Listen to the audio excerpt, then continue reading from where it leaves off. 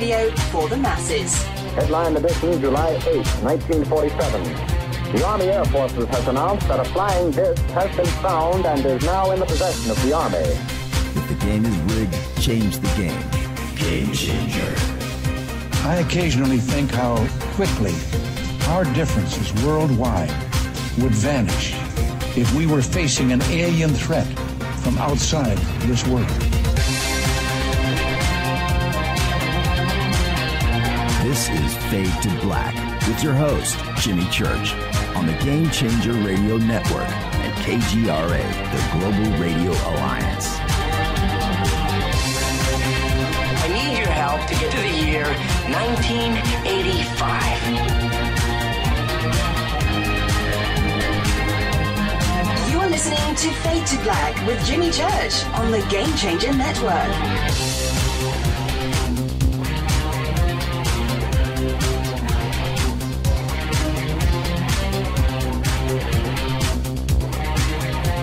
Good evening, Fade to Black. Bespoke radio for the masses. Yeah. How you doing? Today is Tuesday, July 3rd, 2018. 184 days into the new year, just 181 days left. We are live from a bunker somewhere in beautiful downtown Burbank, California. And I would like to welcome everybody listening all around the world, all across the United States. Hither and thither, to and fro, back and forth, up and down, east and west, north and south, far and near. This is Fade to Black. Now, for KJCR, the Game Changer Network, and KGRA, the Planets, I'm your host, Jimmy Church. What is cracking, everybody? How you doing? How you doing? How you doing?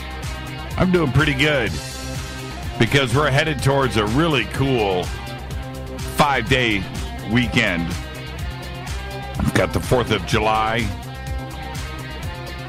What do you call the day after the 4th of July? The day after? We have Friday off. Then we have Saturday and Sunday. Unbelievable. We have not done this. We have not done 5 days off in 5 years. Over 5 years. Probably longer than that. And I'm not joking. And I know you out there, you know, you get your vacations and you get your time off, or, you know, maybe even unemployed, right? And you get an unemployment check. Doesn't matter to me.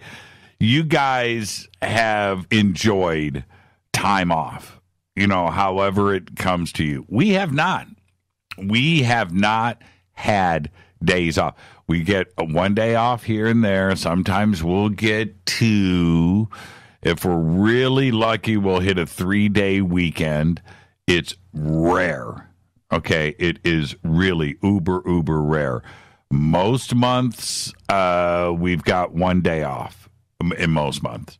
But for us to actually have the sun and the moon line up the way July 4th is this time around, and I don't have coast to coast this weekend, we're just ecstatic. So we are taking advantage of it, and we're going to get stuff done. We are.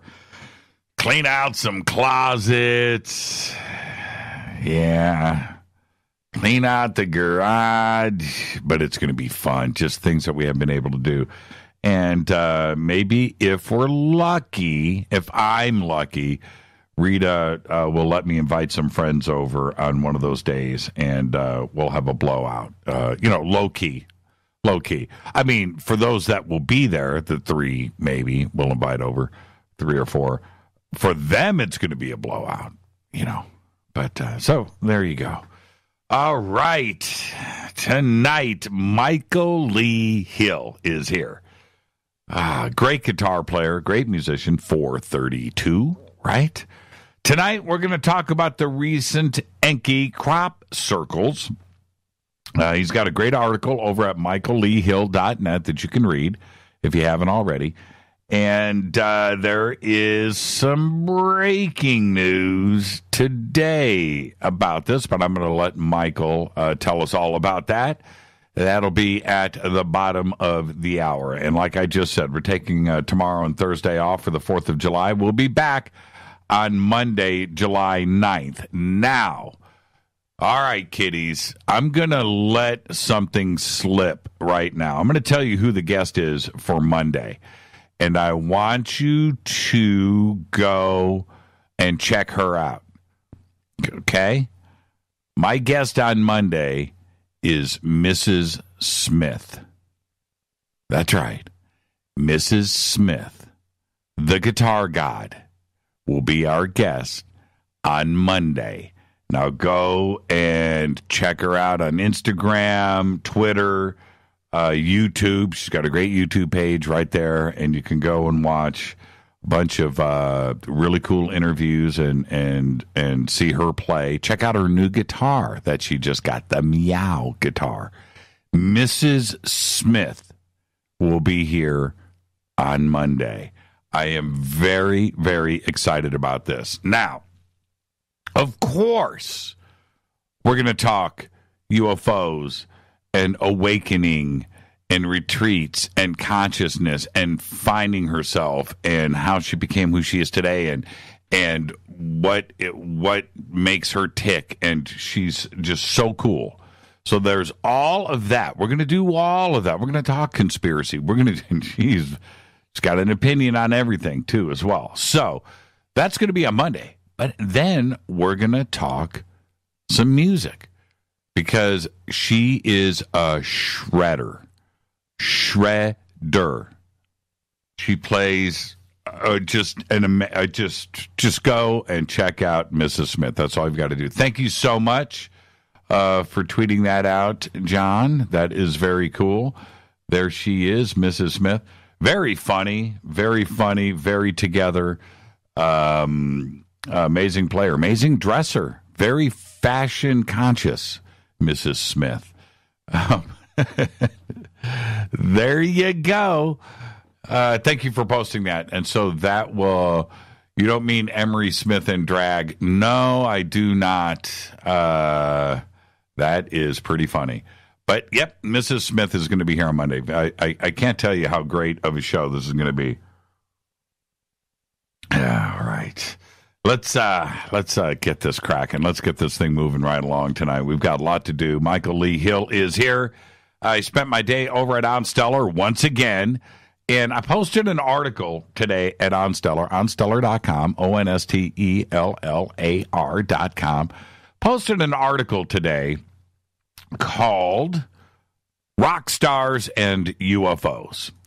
And it's a subject that the UFO community, I'm talking about the authors, the researchers out there, largely ignore. It's easy for me to get into the subject because I come from the music industry. I produced so many great bands, and I have so many friends in the music industry. So all of the musicians that I've had on the show, like Dizzy Reed from Guns N' Roses and Graham Bonnet, right?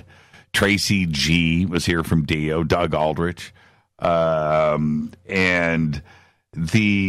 others. Okay, so if I've left some off of the list, we've done so many shows I can't remember everything. And of course, Tom DeLonge, Blink-182, of course, can't forget about him. But it's easy for me to reach out to inquire within. There you go. It's easy for me to reach out to these musicians and talk to them about the stuff, and some want to come on the show, some don't, and I understand that. But it's easy for me to put that kind of stuff together because it's my life, it's what I've done. But it's been, just to me, largely ignored. And I posted an article today. I mentioned yesterday that I went over and hung out with Peter Tachtgren of Hypocrisy and the band Pain. And I talk about it enough, but and Peter's great and he's so intelligent, but I don't think everybody quite gets what I'm talking about Peter's intelligence. And he reached out to me, Okay, so I wrote this article over at OnStellar, and you can go and check it out. Let me get it posted up here in Twitter so everybody can go and check out the article. Let's see here. Rock stars, and UFOs. Okay, so here is the article. Boom, paste, done. Man, I just love Twitter. Twitter's so bleeping easy. There it is. And, I'll pop up a quick image here too as well. And I should just let's do this one. We'll pop that one up there because it looks rock starish. And now, okay, so back to this. And I wrote, and not, you have to understand, it's one thing to talk about your experiences as a celebrity, as a musician, but it's a whole nother thing to put your money where your mouth is and make videos, write songs, release albums on the subject. So in this article, and you can go and peep it out for yourself, I've got links to 3 of Peter's videos that are all based on UFOs and disclosure.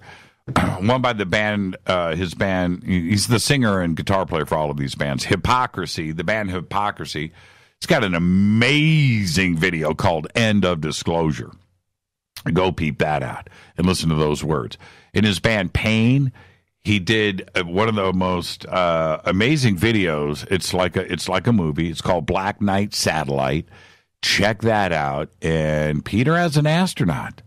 You have to check that out. Black Knight Satellite. And then my favorite, well, they're all great, by the way, but my favorite is Pain, the band Pain, Shut Your Mouth. And just go and check that out. It's just, you've got to, from beginning to end, you've got to watch it. Now, and he's got much more than this, but I wanted to post this up on OnStellar to let our community know. With a band like Hypocrisy or Pain and, I'm using the term loosely, rock star, like Peter Tackern, who's got a reach into millions of fans around the world. And this is his message. This is his message. He wants to get the word out. So you can go and read the full article right now, and the links to 3 of his videos are at the bottom of the article. Go check it out. Go check out the videos. Post a comment. Let me know what you think. Okay? All right. So that's up there. And so anyway, so my day was spent over at OnStellar and reading everybody's responses and how you guys dig this, because to me, that's what brings us together. What brings everybody, the world together, is music, right? Film, entertainment, food, right? Right? And that's this show. And Peter's doing his part with the music and the entertainment. So there you go. Go and read the article. It's right there at OnStellar. Okay. You can email throughout the show, Jimmy@jimmychurchradio.com. You can also follow me on Twitter at JChurchRadio. Everything is Jimmy Church. I know I get tired hearing it too, but that's just the way it is. At JChurchRadio on Twitter. And you can email Jimmy@jimmychurchradio.com. Don't forget to sign up for our Soul Tech Gathering up at ECETI Ranch this August 9th through the 12th. From the amount of emails that I've gotten from everybody, just in the hundreds and hundreds and hundreds about ECETI and how excited, I'm thinking to myself, we're not selling that many tickets. Okay, we've kept this to a limited, I don't know what you guys are thinking. But anyway, there's a very limited amount of tickets that are left. And just go to soultechgathering.com. You can register there.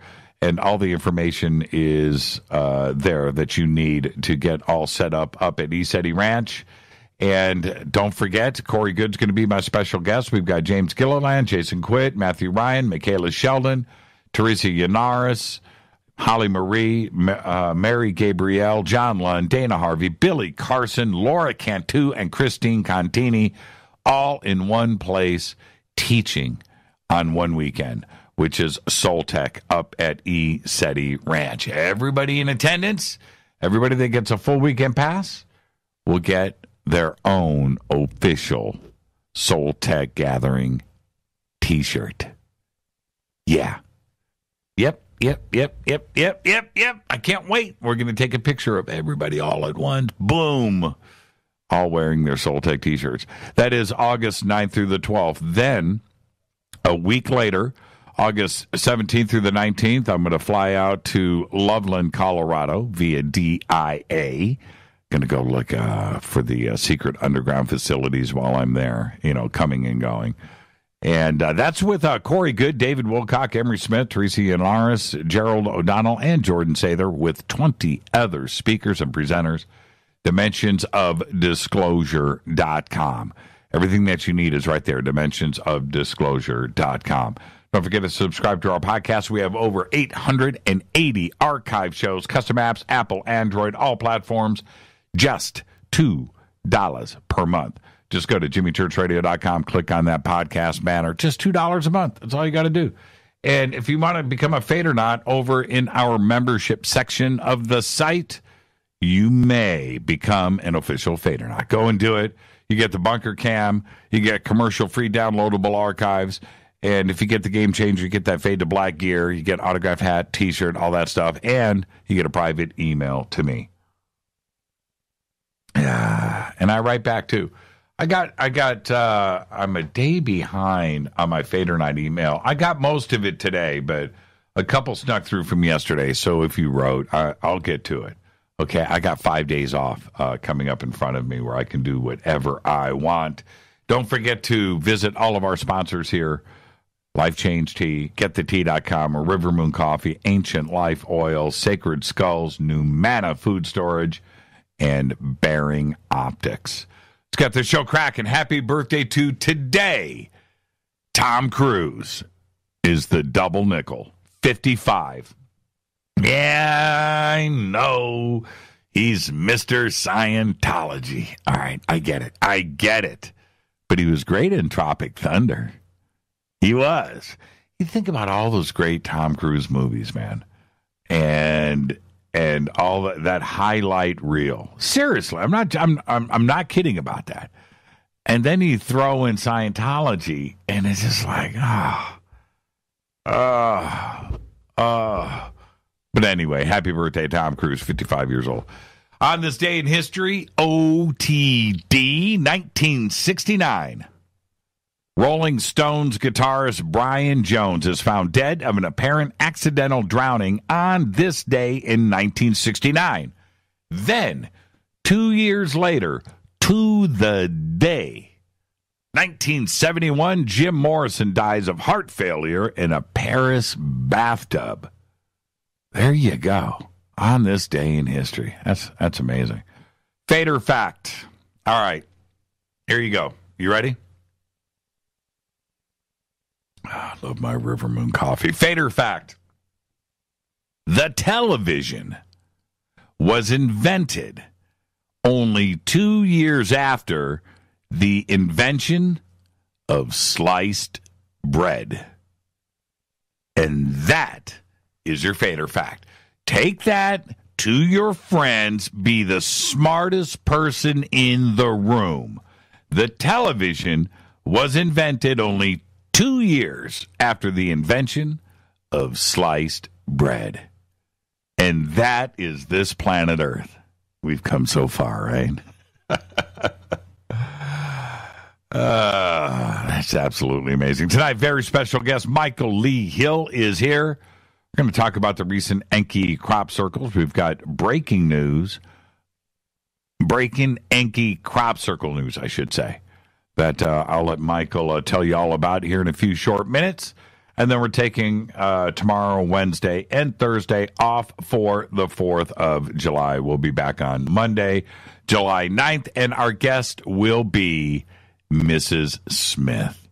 Now, all right. The last couple of days, I have a way of going into certain zones. And it's hard for me to escape out of those zones once I get into them. And it doesn't matter what it is. It could be Peru. It could be Cusco. It could be Giza. It could be Göbekli Tepe. It could be abductions. It could be time travel. Different conspiracy theories. When I go all in, and I'll do weeks of research. And you can tell as you listen to this show, especially when you put a year of shows together, you can hear the ebb and flow of my mind, and you can see where I go week after week. And I get that. And what I have been doing a lot over the last year, and certainly the last month and a half, I have really, really, really been thinking, writing, reading, and researching about alien technology and us. And I have put different pieces of this puzzle together over the years because I've thought about each of these things, the different segments of that, right? And I've mentioned it. And the obvious is the obvious. So let's do a quick rundown. The obvious is the obvious. So let's put some things together here. Earth is 4.5 billion years old, allegedly. Our sun is 4.6 billion years old. The universe, we don't really know, but let's go with 15 billion years. Okay? So it took approximately 9.5 to 10 billion years for our sun and solar system to start to form. There are behind the Milky Way, behind that, now we're talking about 10 billion years of development of all of the other galaxies. And there's galaxies that formed after ours, too. Right? And so you start to think about things. It's readily apparent to me, and this is where you need to know where I'm coming from. And I want all of you, every single one of you, to think about this, to contemplate it, to ponder it, right? To postulate and put this together and move forward with your own research. But it is this, and it's significant. The amount of galaxies that are in our universe, although almost infinite, it's finite to a point. But the numbers of the galaxies are mind-numbing. Mind-numbing. You take your finger, you point up in the sky, wherever you point, you're pointing at 175,000 galaxies. 175,000 here, 175,000 here, 175,000 here, 175,000 here. And you can do that all over the night sky, all around the planet, everywhere. It doesn't matter where you are at. You can go down to New Zealand and start pointing at the sky. New Zealand, you're standing on the opposite side of the planet. You're pointing in New Zealand. 175,000, 170. It is a mind-numbing number of just the galaxies. And each one of those galaxies has 500 billion stars or more. Right? Now you start doing that math. You've got a number this long where the zeros are this big. It's just like an insane amount of stuff going on. And then you break that down further into planets and rocky planets, and you're coming up with a number that is so ridiculously huge, it hasn't been invented yet. It's that big. All right? Now, this is where I want you to trip. You play poker. You play poker, you shuffle the cards, you've got 4 buddies in front of you, you're dealing out 5 hands of poker, 5 cards each, boom, boom, boom, boom, boom, boom, boom, boom, boom, boom, boom, boom, boom, put the cards down, everybody flips up their cards and they look at them, right? Okay, now, what are the odds that you will pick up that deck of cards, take everybody's cards back, and deal out the exact same hand to everybody? Well, you play enough hands of poker, you will eventually deal the identical cards to the same people. You will have the same hands. Eventually. It's possible that it could be the very next hand. That's possible. Remote. But eventually, you deal enough hands, you will deal identical hands to everybody. Now, so think about this. Our Earth, and you, with that number that I just gave you, with the galaxies and the suns in our universe, the odds are, just like you will deal an identical hand of poker, eventually. There is another Earth out there, identical to this one, with you on it. That's right. You need to think about that. Is there intelligence out there?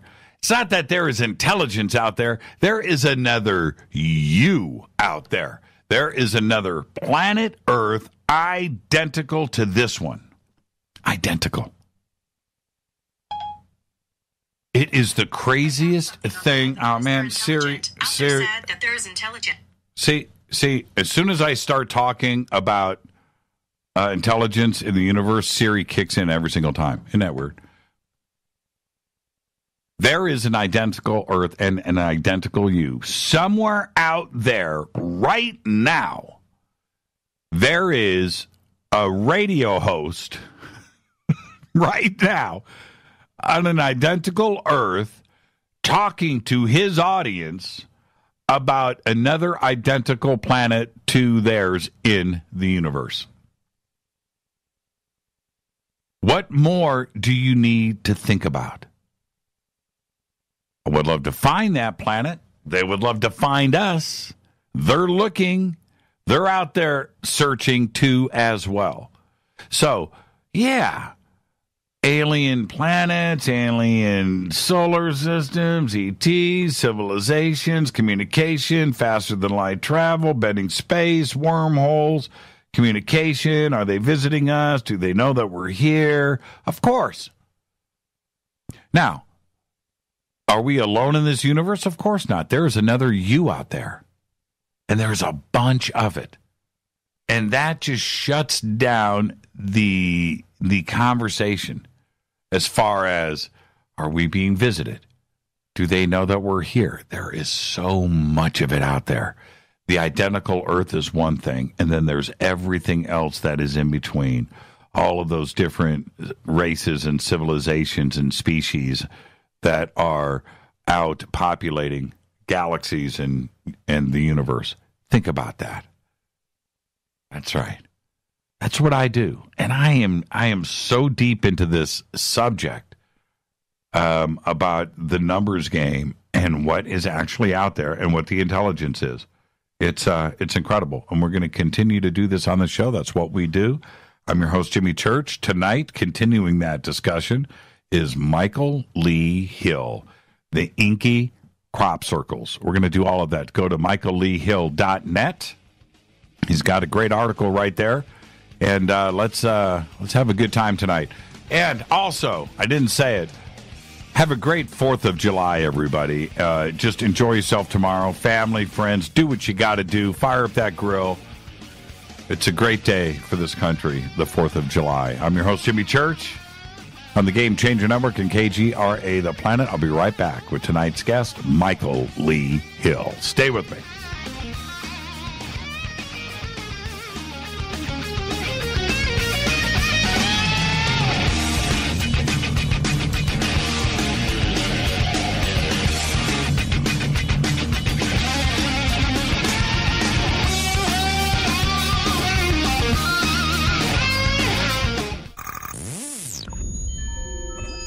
listening to Jimmy Church Fade to Black.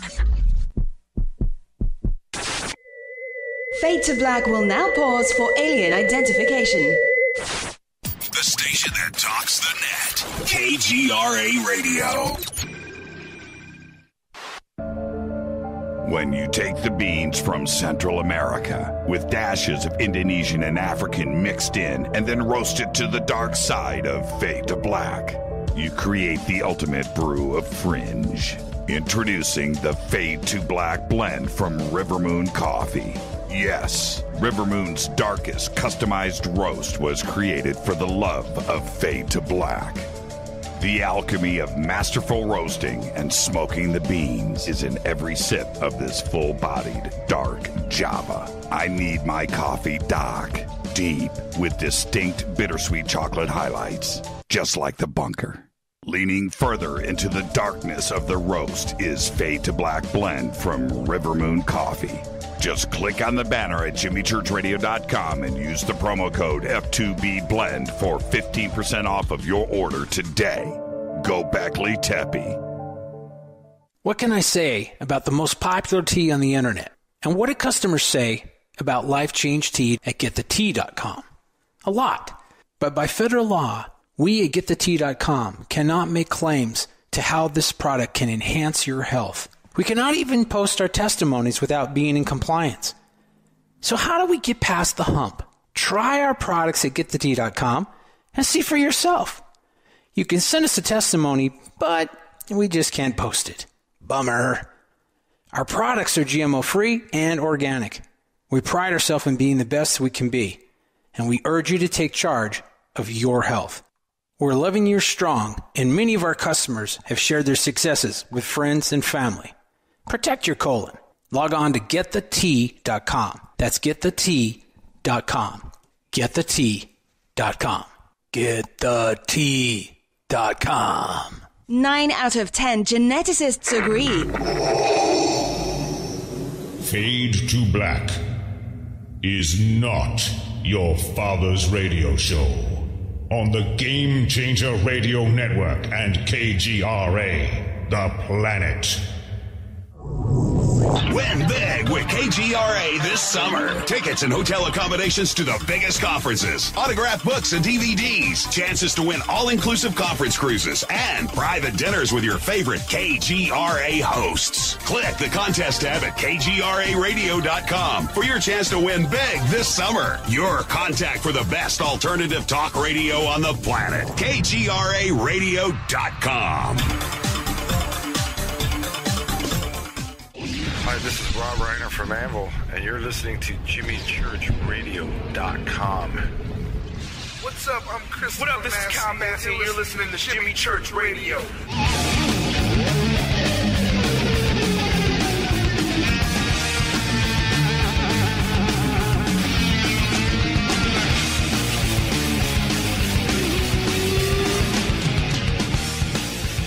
All right, welcome back. Fade to Black. I'm your host, Jimmy Church. Tonight, Michael Lee Hill is here. We're going to talk about the recent discovery of those Enki crop circles. He's got a great article over at michaelleehill.net.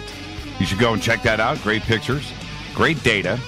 And we've got some breaking news that I'm going to let Michael tell you about here in just a bit. And this segment of Fade to Black, is brought to you by Life Change Tea. Just go to the banners over at jimmychurchradio.com. Use that promo code FADER, F-A-D-E-R, and you will get yourself free shipping. Michael Lee Hill is an award-winning musician, filmographer, and UFO experiencer. His footage of the Lake Erie UFOs is very compelling, and Michael seems to have developed an intuitive relationship with these craft.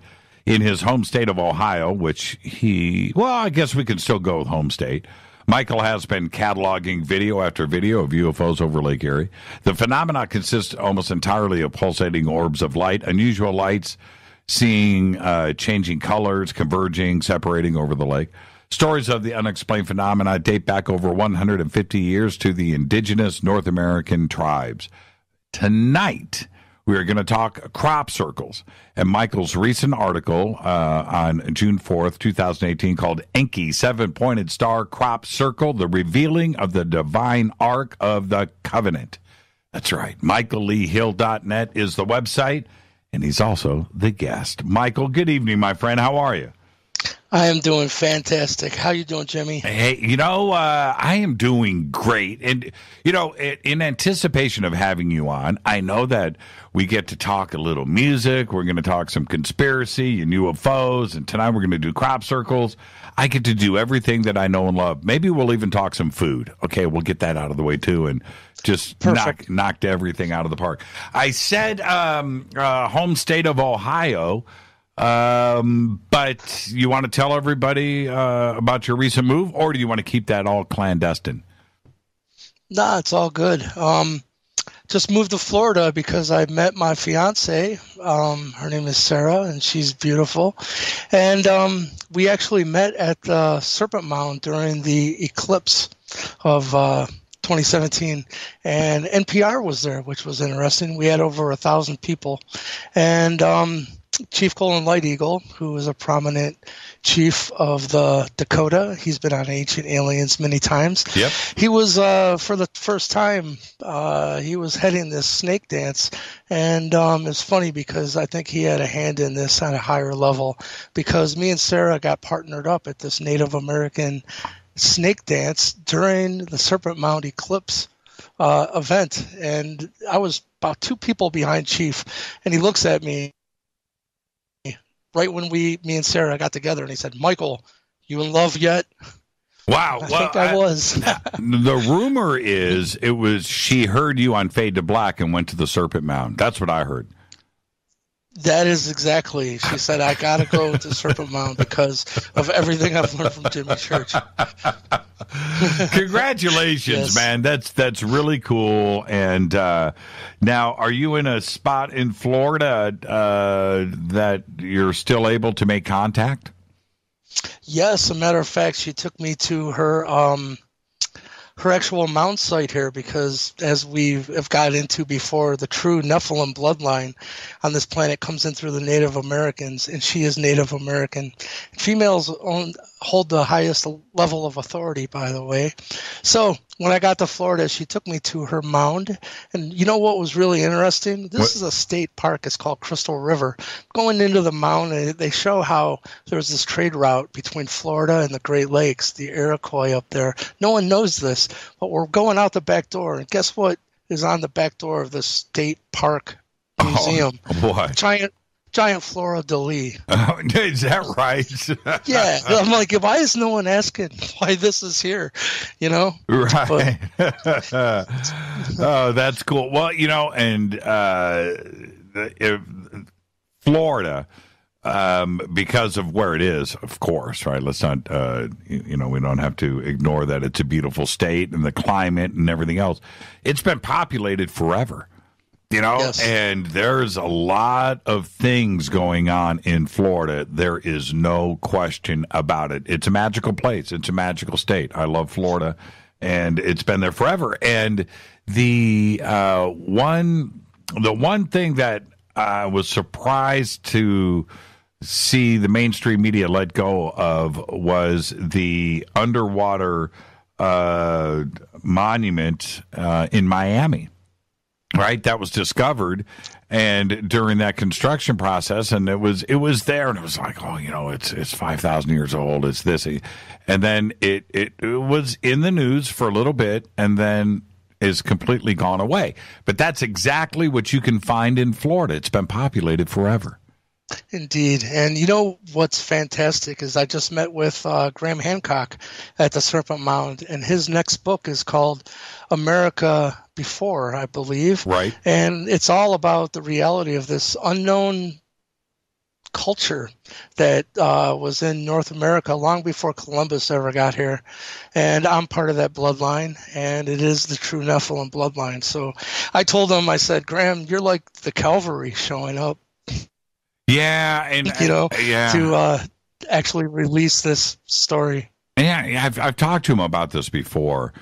And well, all of the main players, when we're talking about the big guys out there doing the research, that North America has been and continues to be the redheaded stepchild of archaeology, research, and history. Everybody acts like nothing went on here before 200 years ago, and nothing could be further from the truth. I understand, Michael, why people have a fascination with Stonehenge or the pyramids, or even Peru, but I think the dogma is Rome and Greece, right? And then you get to Egypt, right? That's the way that life is. China doesn't get discussed when it comes to ancient history. Japan doesn't. North America doesn't. It's strange, and I want to continue that push. There's so much to discover here, and nobody has chosen to cover it. Indeed. Well, I can wrap this up as quickly as possible, but before I came to Florida, Chief Golden Light Eagle, like I said, he is the chief of the Dakota, been on Ancient Aliens many times. He's that level of cat, He called me before I moved to Florida and told me of a previous incarnation of mine that I was known as the Peacemaker. And he said that the unknown part of the story is the Peacemaker traveled to Florida. And because, I'm going to try to wrap this up real quick, but it's really important. The Iroquois were not always unified. Those tribes were at war for a very long time. Not only at war with one another, but they were at war internally and with themselves, like darkness had set in. And Hiawatha, which a lot of people know the name Hiawatha, but they don't know his part in this Peacemaker story. Hiawatha had united the tribes to go against this, what they perceived as the evil war chief. And because they wanted to bring a union to the Iroquois, and this one chief was not going along with the plan. But the Peacemaker story has this as a male, a hideous war chief that wasn't going along with the plan. But truly, it was in the Native American Indian lore, she was known as White Buffalo Calf Woman, because within the Native American Indian culture, the females have the highest level of authority that there is. It wouldn't have been a male. So the Hiawatha amasses all the tribes to go and try to take her out. Didn't end well because they went with the arrow. And so when Hiawatha and the rest went back with their tails between their legs because they got their butts kicked, they found out that their tribes, their villages they had left, and so Hiawatha's last child that was alive, he had already lost 3 of his children and his wife to these ongoing wars. Well, he just went mad with grief. And as it said, from the Canada side, this individual showed up, and his name was the Peacemaker, and he was part of the Huron tribe. And so as the story ends here, the Peacemaker was able to reach this war chief and make a change in polarity where everything turned into the true story of how the Iroquois are now a united confederacy. And if you ask any Iroquois, they'll tell you this story. What Chief told me was, because in the Peacemaker story, it was said that this war chief went and lived apart from her people and lived in a place that was filled with alligators and snakes and swamps and spiders, and it was treacherous even to go there. Well, what happened was when all the nonsense started happening around the Great Lakes, she went to Florida. So Chief Golden Light Eagle told me, this isn't even known to the white man. I hate to say that, but it's true, that the Peacemaker, that's why it was said that this war chief was living in a very far away land filled with alligators and swamps and spiders. So he told me that the Peacemaker went to, actually, this is Ea of the Anunnaki, by the way. So right, that's in between. This is the incarnation of him. So Chief Golden Light Eagle told me that he went to bring fresh water aquifers to his mother white buffalo calf woman. This is Chief telling me all this. This isn't my opinion. And he said that the first spring, fresh spring water that he brought up, he told me where it was, and some Iroquois elders took him there, and he said, Michael, this is the true fountain of youth, because as we know, water has memory. But imagine water coming up from very deep in the earth. It's unprogrammed. It's unhuman touched water. He said he was taken there by a bunch of chiefs, and that they weren't allowed to take any water from this freshwater spring. He said what really blew his mind is he said they were only 50 feet away from the ocean. He said that this small little piece of land was holding back an ocean, and it's totally drinkable. The freshest spring water on the planet was really a miracle to him to be that close. But they told him where to find that spring, and that all these underwater fresh spring water aquifers here in Florida are truly connected. So first of all, he said that I had been chosen as the mound builder, this Nephilim culture, as their messenger. So I took that very seriously, actually, and he said that it's time that they want me to bring star knowledge into Florida and start bringing these Native American Indian elders into Florida to reveal this part of the story. But make a long story short, he also told me to begin doing ceremony and bringing my 432 image and the disc to these spring waters and truly infuse it with the energies of this 432 image. We can get into that. Yeah, but, we should. I want to forward. Well, hold on. Let me jump in really quick. You said something that is very, very important, which is he indicated that this water hadn't been programmed yet, hadn't been changed, hadn't been altered. Our bodies. Not only that. Well, but our bodies are, 95% water. And you can affect your own body directly by the water that is inside of you in a negative or a positive way. And that's something that, we can talk about water out of the ground, but there's also the water inside us, too, that can be equally as affected. Oh, totally. Because, truly what I've been shown is this 432 image that I had these scientists image my guitar tuned properly. And it restructures water. I didn't know it would do that, but it's been proven to me by a guy that makes the purest water. It's made out of the process of making maple syrup. They tap the bottom of the tree and water comes out.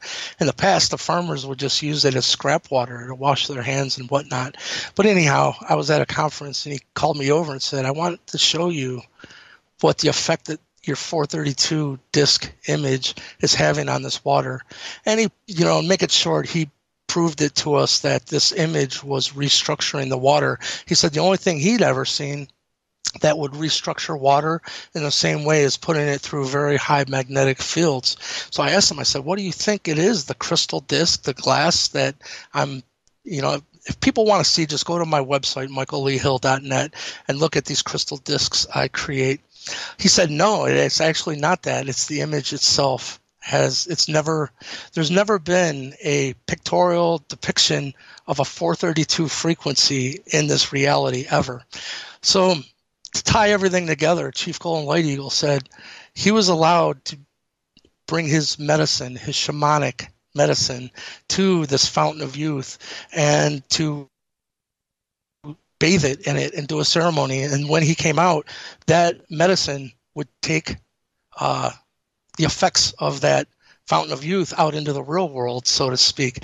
So they've guided me to bring my 432 image, do the same thing. They said forward and backwards in time, that everything that contains this image will bring through the effects of this fountain of youth. Mind-blowing to me. But so I guess that's part of the reason that I'm here in Florida, and also just meeting my fiance, and we're living in 7 acres here right in the middle of this beautiful, just pristine Florida habitat, and it's all good. Yeah, and I am fully into Masaru Emoto's research into water. Yes. When the evidence is just so compelling.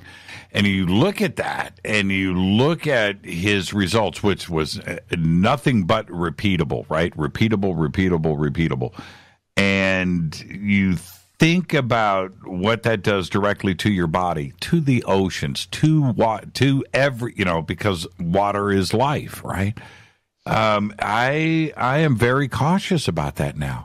And if you think about somebody that yells a lot, that is angry or is yelling at their children, and what is polluted inside of their own bodies, what they're doing to that, but the effects on children, right? And you can change it instantly if you go the other way. But if you are just your entire body, which in turn, it's everybody that's around you too, is affected by it. There's such solid science, and I think if more people knew about it and the effects of 432 on water, direct. Yes, there's no question about it. Mind blowing. I'm glad you brought up Dr. Emoto, because I would urge everyone to look into his work. Oh man, he's you know what? If you're not familiar with him, and you go and jump into his research, be prepared to be affected. You will be affected. That really makes you think. That really does. His work and his research is absolutely amazing. And see, that's what's so cool about you, Michael, and others out there, and myself included, in that it's not about tinfoil hats and UFOs, which is what I'm all about. I wear that tinfoil hat proudly. But it's knowing the other stuff out there too as well. There's so much research and things that are nuggets of information that people need to know, and that there's science backing this up. It's not just about faith.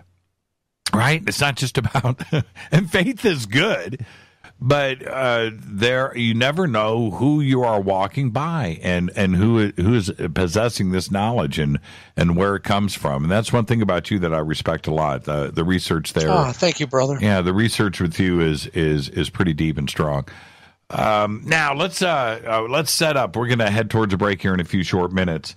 I've been talking about these Enki crop circles. Your article is over on your website, which is michaelleehill.net. And for everybody, you can just get directly there through jimmychurchradio.com. The links are right there, or you can go to michaelleehill.net. And it's on his homepage, on the front page. Just scroll down and click on the Enki article. Now, this article is, I don't know how many pages long, but it's a 2 or 3 day read. This is something that you just don't go through right away. And so we're going to get into this. But before we do, what happened today? Well, it's interesting because what we're going to get into is totally wrapped around the 432 subject and Enki. And, the fact of the matter is, when I met the Anunnaki in 2008, they told me I was once known as Enki, the water bearer. And at that time, there was no Ancient Aliens on TV. I didn't know what the Anunnaki even was, so I surely didn't know what an Enki was. So, in early 2009, I met the Anunnaki in the summer of 2008 was the first meeting.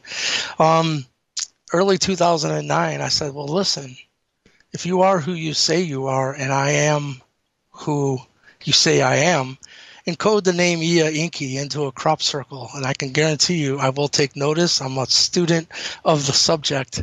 And my first thought was, what a silly request, Big crop circle with Enki written in cursive. What's that going to prove, Mm-hmm. But my next thought was, well, you'll figure it out. Do something cool, and while you're at it, encode it with something only I would be able to decode. Kind of got cocky with it. And in 2011, there was a 2-year span of having not to lose faith, you know what I mean? But in 2011, a crop circle absolutely showed up, and it was based on a 7-pointed star, and it was encoded with the names space Enki in ASCII binary code. This is scientifically provable, but I think that'll set it up nice, because that particular crop circle has been very special to me, and it led to a huge unfolding of information between them and I that's just ended. It's not even ended. It's still going on today, you know? Well, okay, so this article was just published on June 29th, and we're going to start to go through that. And then, but today, an additional crop circle has been revealed. Yeah, anyone that wants to see this, go to Crop Circle Connector and just look at the most recent crop circles.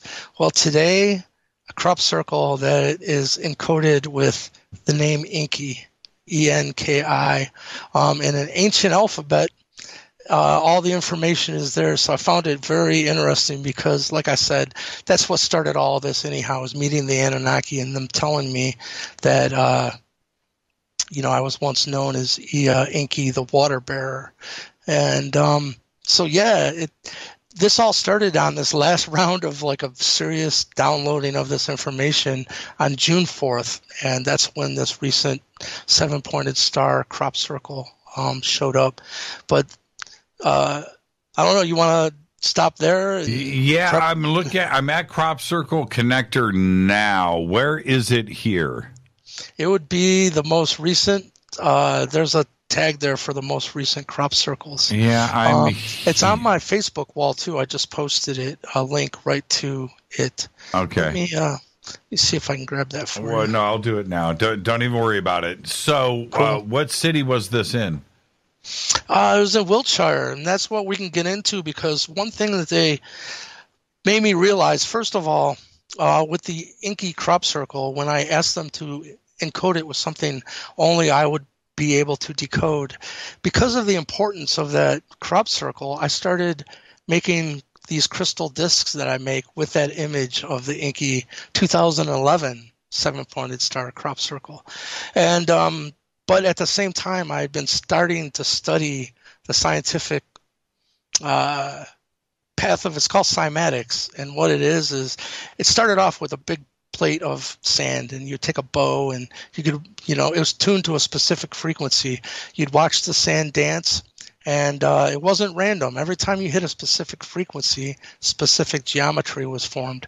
Well, that is now evolved to where they have a big vat of water again, right, and a really high-tech camera that's recording what's going on the surface of that water.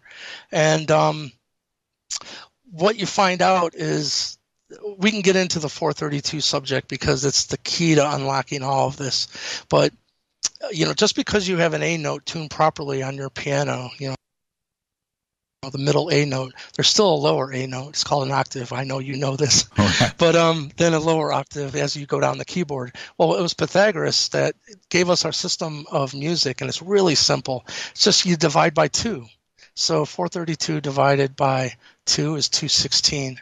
216 divided by 2 is 108. 108 is interesting because the Tibetan monks have 108 prayer beads on their, prayer bracelets. But then it's 54 and it's 27. So what I want to share with you is when you take a 27 hertz frequency, which is actually 4 octaves below 432, pump it through one of these cymatic scientific devices that is truly making the invisible visible. And type in cymatics and TED Talk, and you'll find the group of scientists I studied to image my guitar.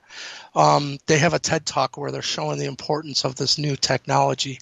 But when you put a 27 hertz pulse through a cymoscope, this technology, you get a perfect 7-pointed star. So anytime that you're getting a 7-pointed star in a crop circle, that is absolutely, it's connected to the 432 subject at the deepest level. Well, let's take a break right here. Let's do that. Perfect. This new crop circle, that's unbelievably cool. Totally different too, as well. Totally different. It's not what I expected. And it's the letter Q, too, as well. It's kind of weird. All right, we'll be talking about all of this, the recent Enki crop circles, Michael Lee Hill. It's Fade to Black. I'm your host, Jimmy Church. More with Michael after this short break. Stay with us. Happy 4th of July, everybody.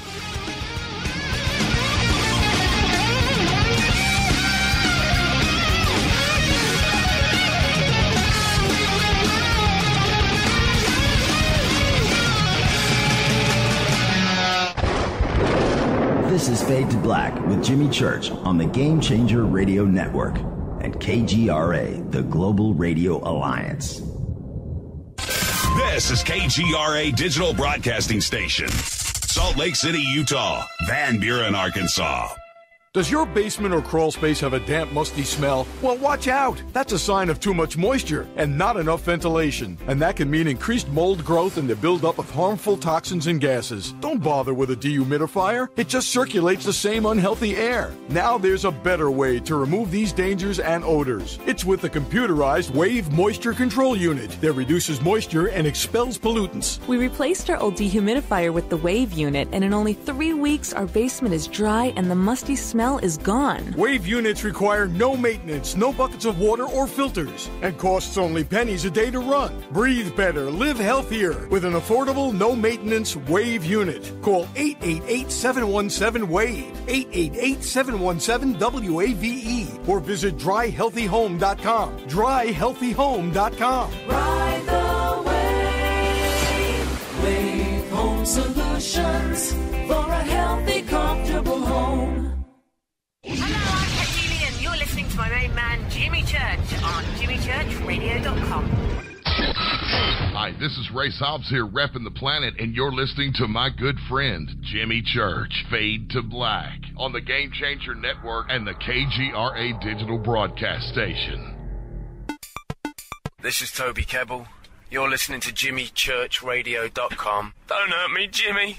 I'm only little. Hey, I'm Adrian Grenier, and this is Ari Gold. We're the Honey Brothers. Yes. We are of the Honey Brothers. Hey, I'm Adrian Grenier, and I'm Ari Gold. We're the Honey Brothers, and you're listening to Jimmy Church. The Revolution.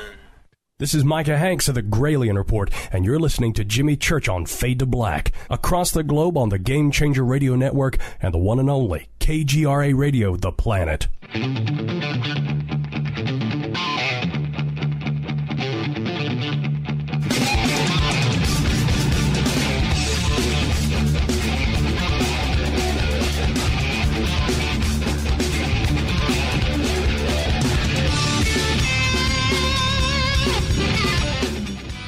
Welcome back, Fade to Black. I'm your host, Jimmy Church. Our guest tonight, Michael Lee Hill. We're talking about the Enki crop circles, recently discovered. A new one today, by the way. This segment of Fade to Black is proudly brought to you by River Moon Coffee, makers of the Fade to Black blend. All you have to do is go to the River Moon banners over at jimmychurchradio.com. Use the promo code F2B blend. That's F, the number 2, B, F2B blend, and you will get 15% off of your orders. Truly the best coffee in the world. Guaranteed. All right, Michael, pretty amazing stuff here, and let's get into it. I wanted to talk a little music. I announced tonight on the show about Mrs. Smith is going to be here on Monday. And I turned you on to Miss. What do you think about Mrs. Smith? Oh, it blows my mind. You're like, this is the best guitar work. It's not even of this world. And you were right. It actually discombobulated my brain, and I had to kind of collect myself before the show. I know. Shocking to me. Now, see, you said Monday, right? Yeah, Monday. And wow. What's really cool about Mrs. Smith, because as a guitar player, you're a guitar player, I'm a guitar player, so we like, to check out other guitar players and, see where that, and that's what we do, right? That's what all musicians do it. And then you go, and your first impressions when you see Mrs. Smith, you see the picture or whatever, you're like, okay, and then it's bam. She's got chops. She's got nothing bad, but she kind of reminds me of the church lady, and you're just you're not expecting what you hear. No. It's like, oh my goodness. The church lady's a really good way to put it. Absolutely phenomenal guitar player and totally awake, consciousness driven. Everything that we talk about on this show is who she is, and so she's got that consciousness, awakened soul to her that is behind all of this. She's very funny. She's very cool, but and very talented. But there's so much to her. There's so much depth there. She's just incredible. So so you got to check out the Mrs. Smith chops. Did you see her new guitar? Did you see that unveiling? No, you just turned me on to this, and I was looking down the list of videos, and I can't wait. I think that's what I'm going to be doing after the show. Yeah, the Mrs. Smith video collection is a very fun thing to go through. Pretty cool. Okay, so yeah, she'll be on Monday, and what I really appreciate is that the things that make me tick, which is music and film and comedy and guitar and food and heavy metal and jazz and just the things that make me happy. I'm able to discuss all of these things and have fun with it on this show. And I think that's important because, first off, it's who I am. But it's connecting with the audience on all of those levels too as well, because they're going down the same roads of discovery that you and I are, and we're all interested in the same things. And if we can unite underneath that and just find out, hey, we're not all that strange. Actually, we all like the same things. And that's what makes the world go around. And you are an exact reason why I do this show, because you have all of those experiences that we're all interested in, but you're also a great musician and guitar player.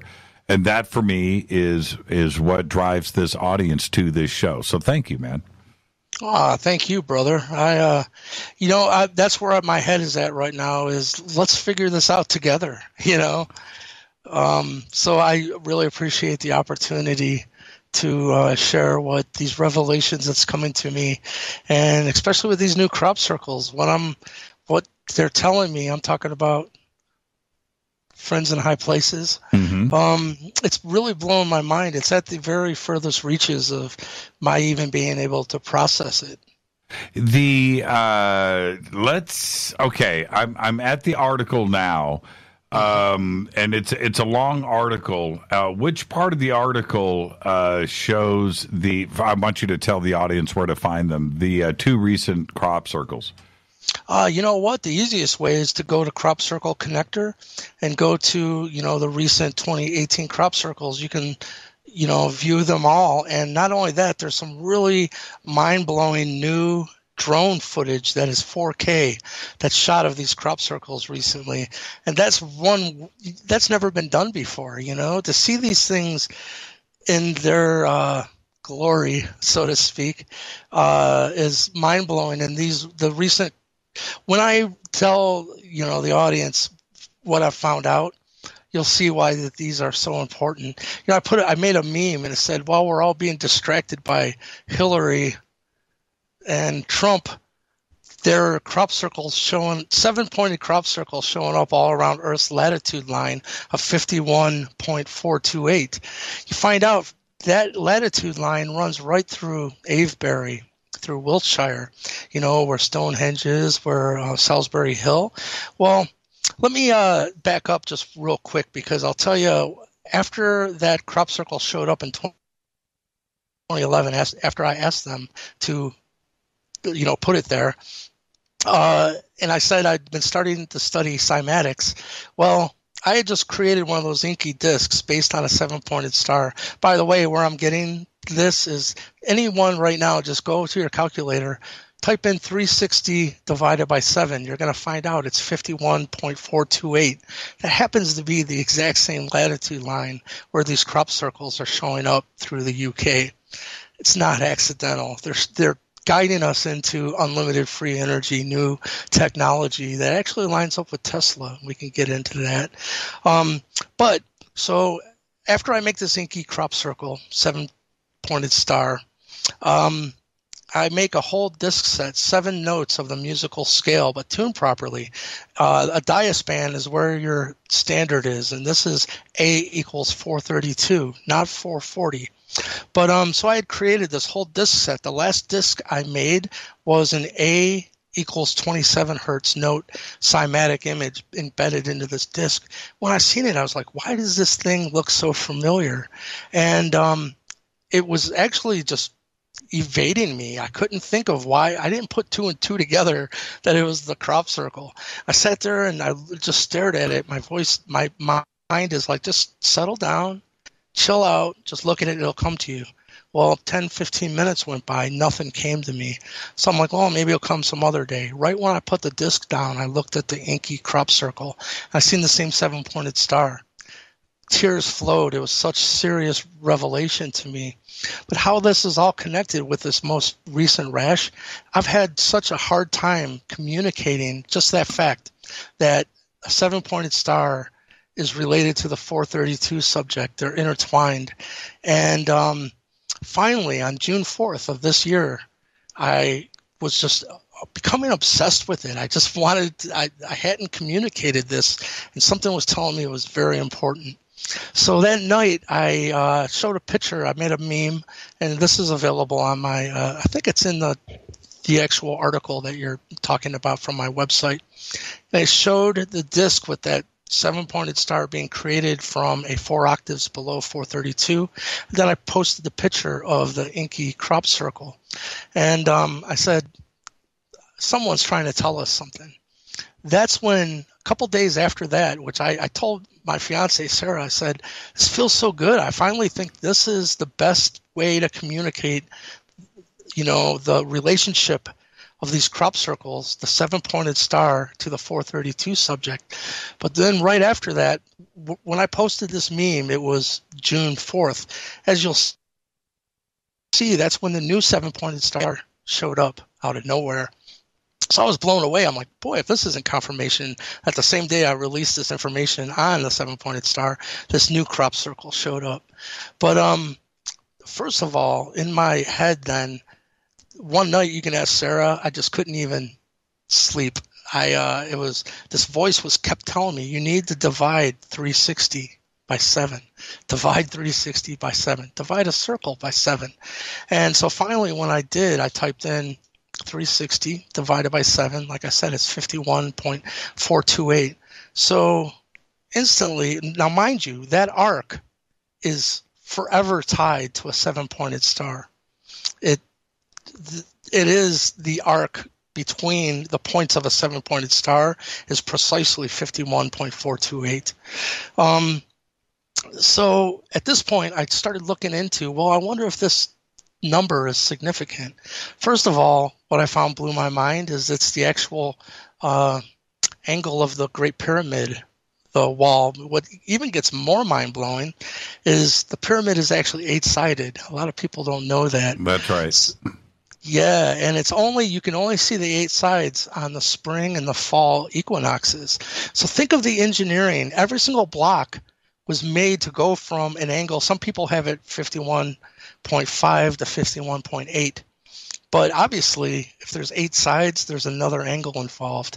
It's hidden that it's the 51.428 because it's intrinsically tied to the 432 subject. Which would be so I want everybody to understand, the pyramid does have 8 sides. It appears to have 4. It actually has 8, and in the middle of each side is a line perpendicular that goes down, divides that triangle into 2 more triangles at a 90-degree angle. There is a line there. Because it is indented at a slight amount that is visually imperceivable, except for 2 times a year for only a few seconds, by the way, that angle changes from 51.5 to 51.428 in the center.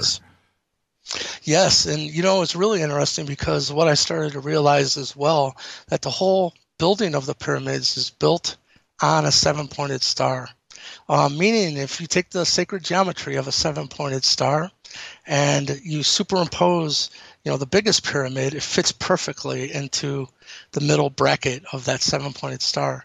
But when you flip it around upside down and you take the second smallest pyramid, it fits in it perfectly. And then the smallest point of the 7-pointed star is the smallest pyramid. Then it started really blowing my mind because I met Christopher Dunn. It was really interesting because I didn't know why he was so interested in my 432 crystal discs. He bought one for his wife, and he told me, Michael, those chambers inside the pyramid are tuned to 432. Oh, we really? know it. Wow. Right? So not only that, you find out in some of these hallways going up, there's like 27 steps.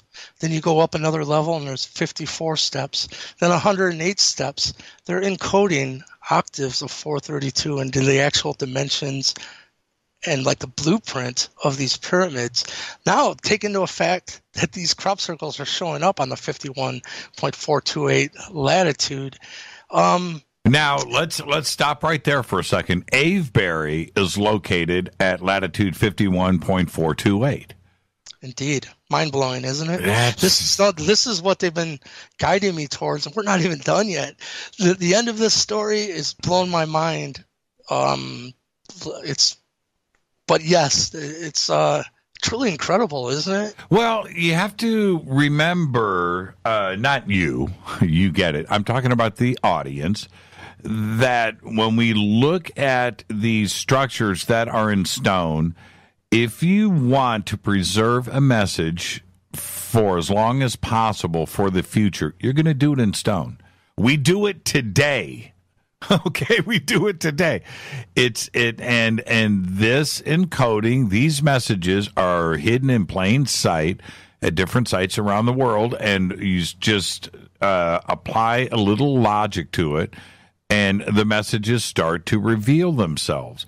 And when you start to get into the coincidences of 27, 54, 108, or 51.428, or 432, and the Enki 7-pointed star, and it's there.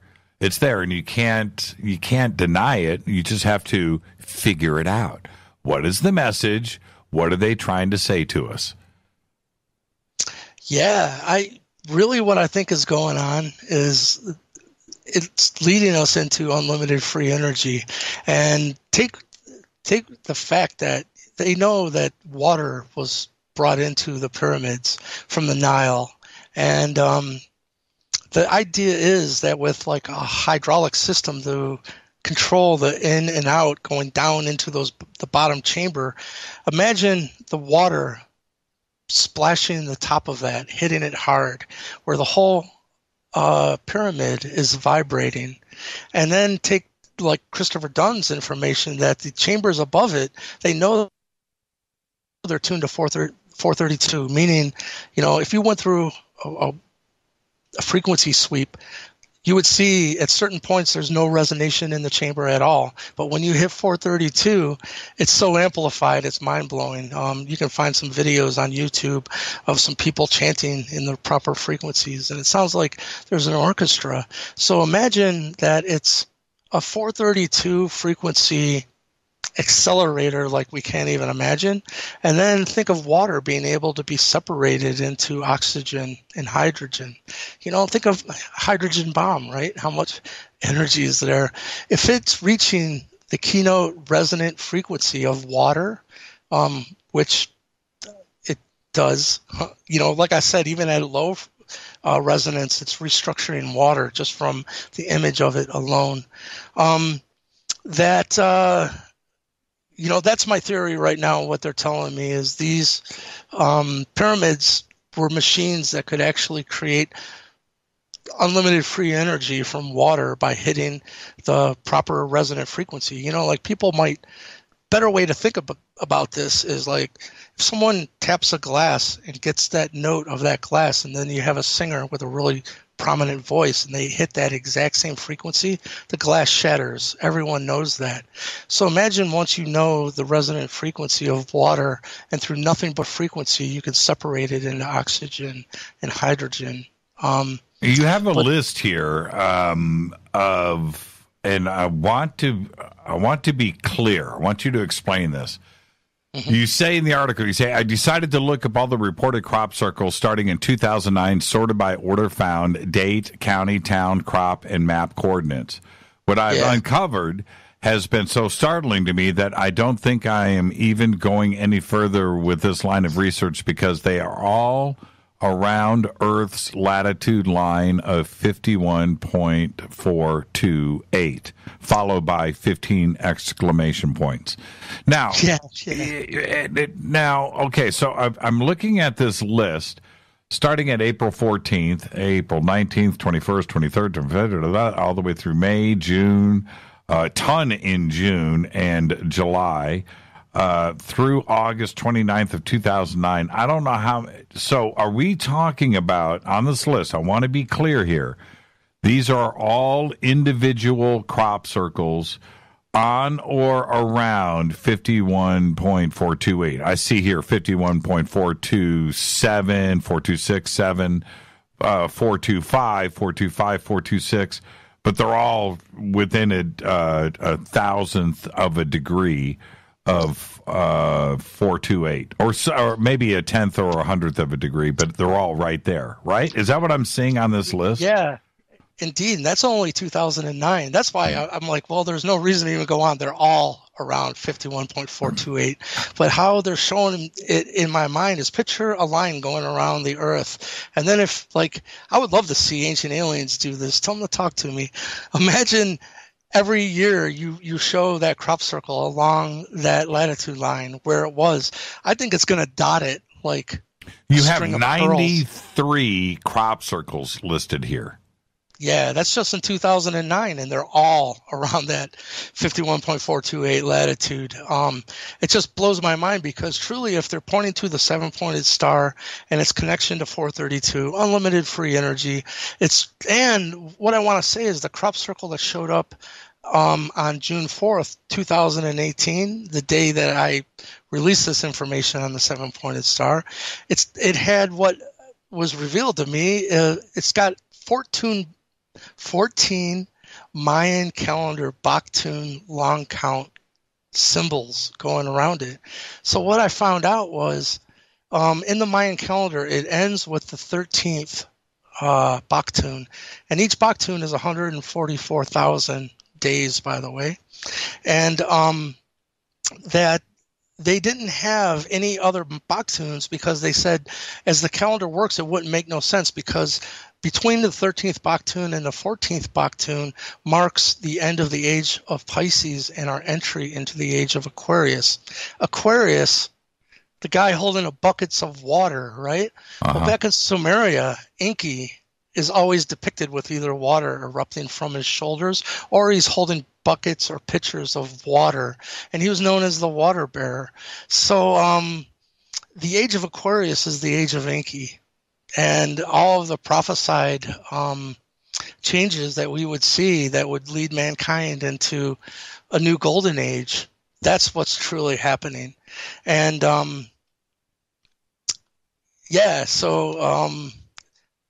so that crop circle in itself depicted 14 Baktuns. So I said, well, what is that? What's the date? So I took 144,000 times 14, right? You find out the first digits is 2016. That's another communication from the Anunnaki to me. They said the end of the Mayan calendar was not 2012, because you find out back in Sumeria, the human race, we came right out of the gate with full functioning culture, right? Math, governance, laws, agriculture, but they also gave us our system of timekeeping. So, make a long story short, there's 43,200 seconds in 12 hours. The pyramid, when you take the height and multiply it by 43,200, you get the actual accurate height, the Earth dimensions. The latitude of the pyramid times 43,200, you get the latitude around the Earth accurately. Then I found out, like I said, the Nephilim bloodline. Let me get back to real quick the entry of the age of Aquarius, because all 432 based frequencies, 4 plus 3 plus 2 is 9. The lower octave, 216, 2 1 6 9, 108 9, 5 plus 4, 9. 27, 9. So when I looked at the Mayan calendar and people thinking it was 2012, my brain went, well, that's a 5. It can't be the end of the Mayan calendar because the Mayan calendar was given to the Mayans by Quetzalcoatl, the Anunnaki. What I found out too, is this is truly the remnants of the Atlanteans who we're talking about. That's the bloodline. And let's stay on this age of Aquarius. Yeah. So there's another crop circle you'll see, and it's 2 circles within a circle. And that's another, it hit me right away. This is a Mayan calendar. And it took a little decoding, but it's pointing, the star within the middle is pointing to the first Baktun. The first Baktun is the entry into the next age on the precessional cycle. And it's 2016. So it's interesting because when I met the Anunnaki in 2008, they told me their whole succession of kingship and how they relate to humanity is based on the precessional cycle. At this time, I didn't even know what a precessional cycle was. But they said the very second we enter into the age of Aquarius, that this experiment that the Anunnaki had placed on humanity to help us evolve faster by making us experience our own mental energy in an accelerated fashion, we would have either learned our lesson or we wouldn't have. And that the second we enter the age of Aquarius, that experiment is now done and over with. We are not having our mental energy reflected back to us in a magnified way anymore by Team Light and Team Dark. Right. So they said, in their own words, that we have earned the right to be treated as equals. And so truly, I think all of this is so exciting because it's truly mankind's entry into a galactic society. Well, when you look we've at earned the right. Yeah, we got to hit a break right here, but I look at the magic that is represented in this circle with the 14 Baktuns. We're talking about a 7-pointed star laid inside, so you have 2 Baktuns in between each 2 points, and the beauty of it, the aesthetic is extraordinary. But I want to back up a second here.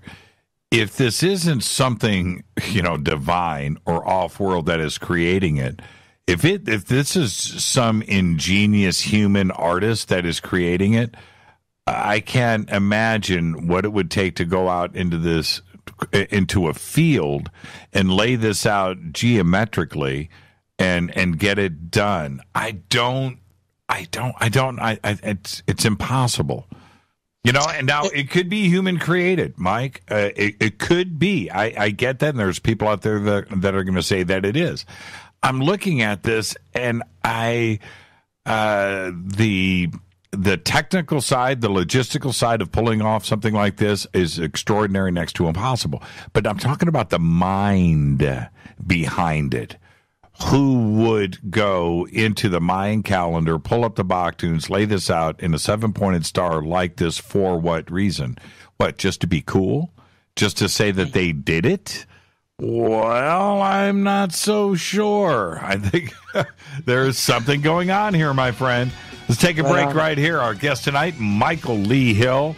An extraordinary article. It's over at michaelleehill.net. The Enki 7-pointed stars. This is Fade to Black. Happy 4th of July. We'll be right back. Stay with us.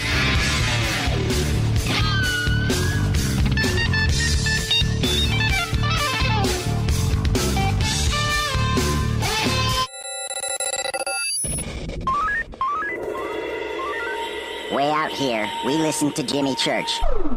You're listening to Fade to Black. Always on the edge of the hottest alternative talk. Jimmy Church with Fade to Black. KGRARadio.com.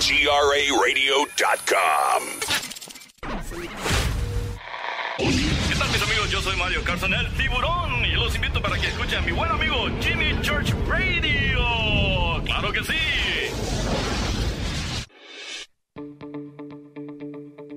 hurricanes, earthquakes, wildfires. This year we've experienced more than our fair share. This is Jimmy Church of Fade to Black, and last month I decided to make sure my family does not have to worry about food should we get caught in a real emergency situation.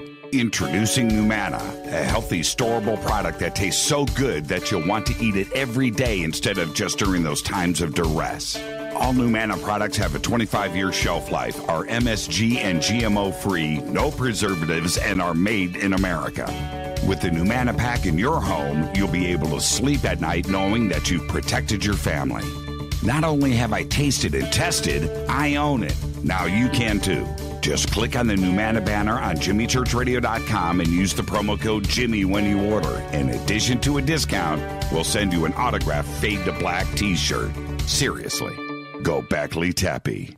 Do you worry a lot? Whether you're a college student, busy professional, parent, or grandparent, ongoing stress and elevated levels of the stress hormone cortisol can rob your memory, your health, and your future. Now you can combat the effects of stress and anxiety while improving your memory and recall at the same time with the dietary supplement Calm and Clever. Studies show that the ingredients in Calm and Clever reduce cortisol by as much as 30% in 1 to 2 weeks. Call 1-800-758-8746 or calmandclever.com. You listen to us, and we listen to you. And so does the CIA. KGRARadio.com. You are listening to Fade to Black with Jimmy Church on the Game Changer Network. Oi, oi, I'm Reese Evans. You're listening to Jimmy Church. This is Revolution. The revolution will not be televised. The revolution is on radio. Ciao.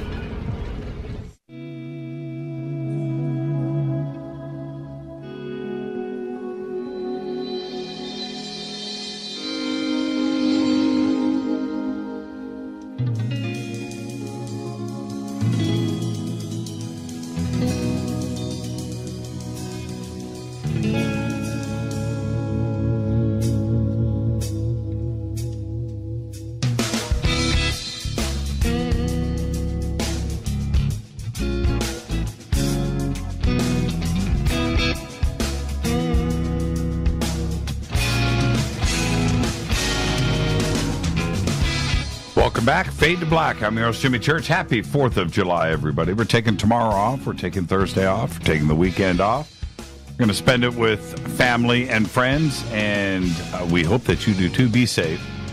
This segment of Fade to Black is proudly brought to you by Numana, emergency food storage for you and your family. Very simple. Just go to the Numana banners over at JimmyChurchRadio.com. Every order over $100, and you will get an autographed Fade to Black t-shirt. Protect your family, peace of mind. Go get yourself some Numana today. Made in America, GMO-free, MSG-free, and it tastes great. Michael Lee Hill is the guest, and Michael, we're going through this article, and I've got to say, the way that you've laid it out, the reference material is compelling. Ultimately, as we continue through the data here, what I know you mentioned free energy, but ultimately, what is the message? Well, that gets into the most recent crop circle, and this has really been, this gets into, Bigelow and, the secret. How about the secret Pentagon UFO program, finding out that they funded $22 million to Bigelow? And as far as I know, they've contacted me, and I'm the only experiencer that has come forward saying, yeah, they contacted me, and they know it's the Anunnaki. But this latest crop circle is what's really toasted my noodle, so to speak. And that is with the Bigelow, with the Skinwalker Ranch, they started to have what you would consider multi-dimensional communication with this intelligence. It was John Alexander who set up for Bigelow to receive the funding and to get all the FAA pilot and ground control reports. People could type in John Alexander Skinwalker and listen to that interview. They say, have you and Robert Bigelow come to a conclusion on what the intelligence is behind the phenomenon that you're studying for the freaking Pentagon, you know? He said, yes, we have. What we've come to know is that it's more complex and multidimensional than we would have ever imagined, and that it's definitely in charge. We've come to the conclusion that we are up against the trickster. Well, again, the trickster is a Native American Indian concept. And so what I want to say is with this as well is these octaves of 432. When you start studying these mound sites all across North America, ancient, one wall will be 1,080 feet long. Another wall will be 2,160 feet long. Well, that's 216 and 108. They're encoding the actual octaves of 432 into the dimensions and layouts of these ancient mound sites. But what's really bizarre is Newark Earthworks in Ohio. If you take and just draw a straight line through the square and the circle, and then you look at what is true north, it creates an arc, right? That arc is 51.428. What I'm telling you is it's going to be proven that the same intelligence that was in Egypt that designed the pyramids was in North America a long time ago, even prior. Then you find out the first 10 commandments ever found on this planet were found in Newark, Ohio, in the ancient mound sites. This is the Sangreal, the Holy Grail bloodline, the lost tribe of Israel. And it's all going to, and I feel fortunate. I have been appointed their messenger by Chief Golden Light Eagle himself. Communicated this. Well, let's go back to the 10 Commandments and Egypt for a second, because you bring up the Ark of the Covenant in this article and 51428. Tell me what is going on here, because you state here the Ark of the Covenant is 51.428. Period. Yes. Because, you know, what had started happening with this is, you know, some people think it's a box, you know. Well, a box is nice, but this is truly, if you look at what was rumored to be inside the box, it was a brand new form of energy. Right. It would bring mankind into a new age, and it would be clean, unlimited energy that was divine. And kill anybody that looked at it or came in contact with it. Yeah. I don't think that they wanted this news to get out, because truly it's interesting. Let me fast forward now, because there's a brand new crop circle.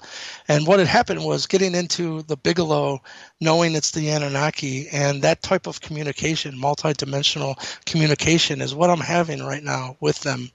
And I put out the idea in my head. I seen a circle. And then imagine you just took a big red highlighter in your mind and went around the arc of the circle until you got to 51.428, and then just kick away the rest of the circle, so you only have that one arc. In my mind, something was telling me, now visualize it mirrored to itself, so it would make an eye shape, right? But it's an eye actually out of that 51.428 arc. So now you got two of them, one on top of the other.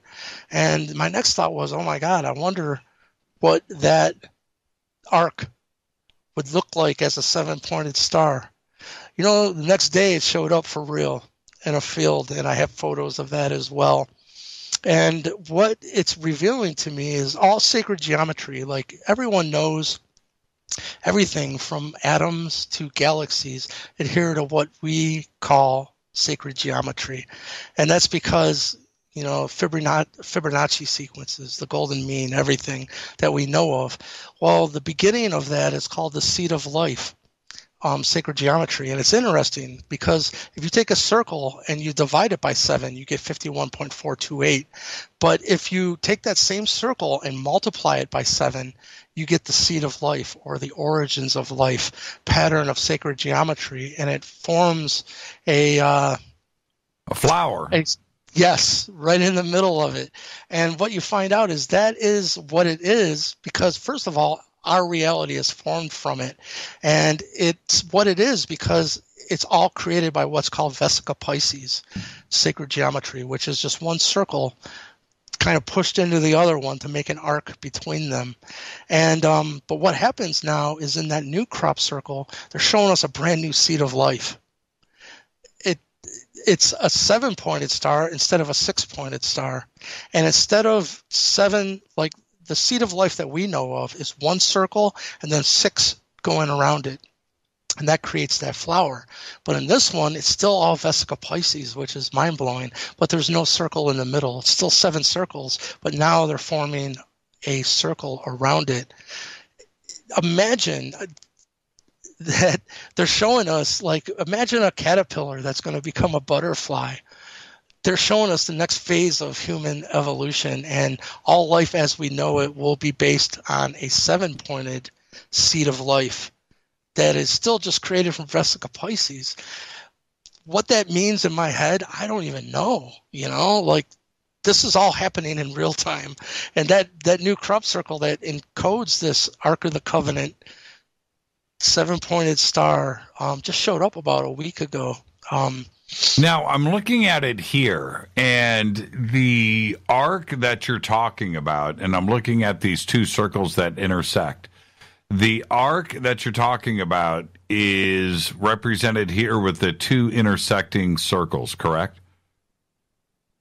Yes, that's called the Vesica Pisces. So now I want to understand what you're trying to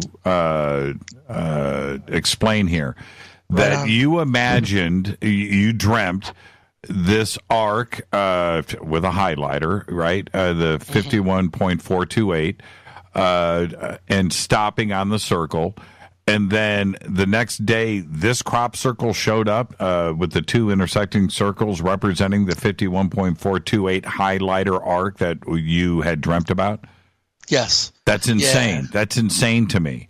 So now it is to me too, brother. Okay. So in this here that I'm looking at, the intersection of the 2 circles is at 51.28 twice, which creates, when the 2 circles overlay at those points, creates the eye that you're referencing. Yes, and to even try to wrap your head around this, all the reality that we know of, even on a cellular level, it's called the seed of life, the origin of life, because even on a cellular level, it takes that shape and forms that flower in the middle.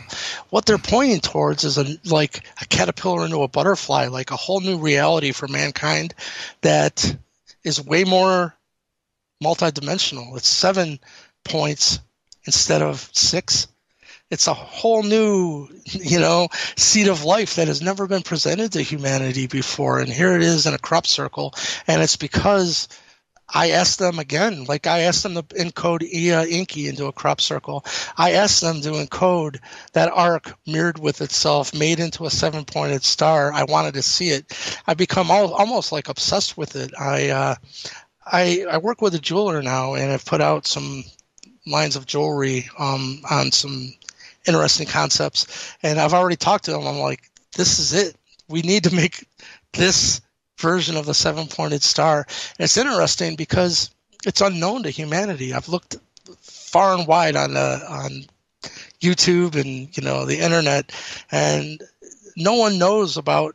Picture this: a 7-pointed star that we know of is all straight lines, right? Right. That but this arc, this 7-pointed star, is all curves. Yeah, I'm looking at it here, and it's pretty nuts to look at. I am glad that you did the overlays and the artwork with the flower of life over the top of it, because you can see it clearly going through, forming the 7-pointed star first off, but how I want everybody to understand what Michael is explaining. The 2 circles intersecting with each other at the 51.428, which creates the eye. That's the basis of this. That's the basis of the flower of life.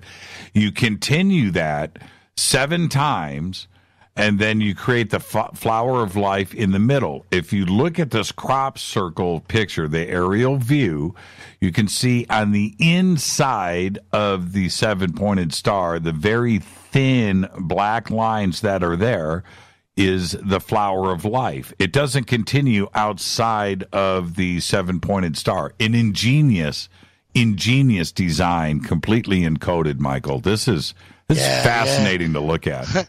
You know what's amazing to me is, the seed of life, when you add more circles, turns into the flower of life. So I'm imagining, I think it's when you multiply that circle by 64, you get a full flower of life, if I'm not mistaken. But imagine if you took each of those circles, but you got that 7-pointed Ark of the Covenant, 7-pointed star inside of every single one of those circles. I can't even imagine, because even in that symbol alone, the 7-pointed star, it's holographic almost. Like you'll see a pyramid pop out, you'll see a square, pop out. Now we have to talk about Horace Drew here for a second. Yes, he is fantastic, because I was just going to say the actual work. I was led to him because I wanted to see that 7-pointed star and look into information. Now he and I have become like friends, and he's just blowing my mind. He is the leading edge into deciphering these crop circles. And so I want to give a big shout out to him. But it's him that actually connected, because you'll see in the crop circle, it only shows half of that arc. Only half. And yes, which is interesting in itself. It Are they communicating? Well, you're not quite there yet, but this is where it's heading. Or I was thinking, well, if that wasn't, it wouldn't look like much, to be honest with you, if it wasn't done the way it's done. And it's almost, again, like the 51.428 arc is hidden in the pyramid. It only shows itself 2 times in a year. I think this crop circle is doing the same thing. It's hiding. Like, are you paying attention? You know what I mean? And it was Horace R. Drew who I was led to. And it was interesting because I started watching a lot of his presentations and stuff. I hadn't reached out to him at this point. But when I posted that I was going to be on your show and we were going to be talking about the Enki 7-pointed star, he commented on my post, and I was like, holy crap, there's another synchronicity, and he told me he was actually the one that decoded the 2011 Enki crop circle, because like I said, it's encoded in ASCII binary code. So yeah, everyone, I would look into Horace R. Drew. He's on Facebook, and he's the one that just decoded the new crop circle that says Enki. I'm looking at it right here. It's pretty fascinating to look at. I wish I can't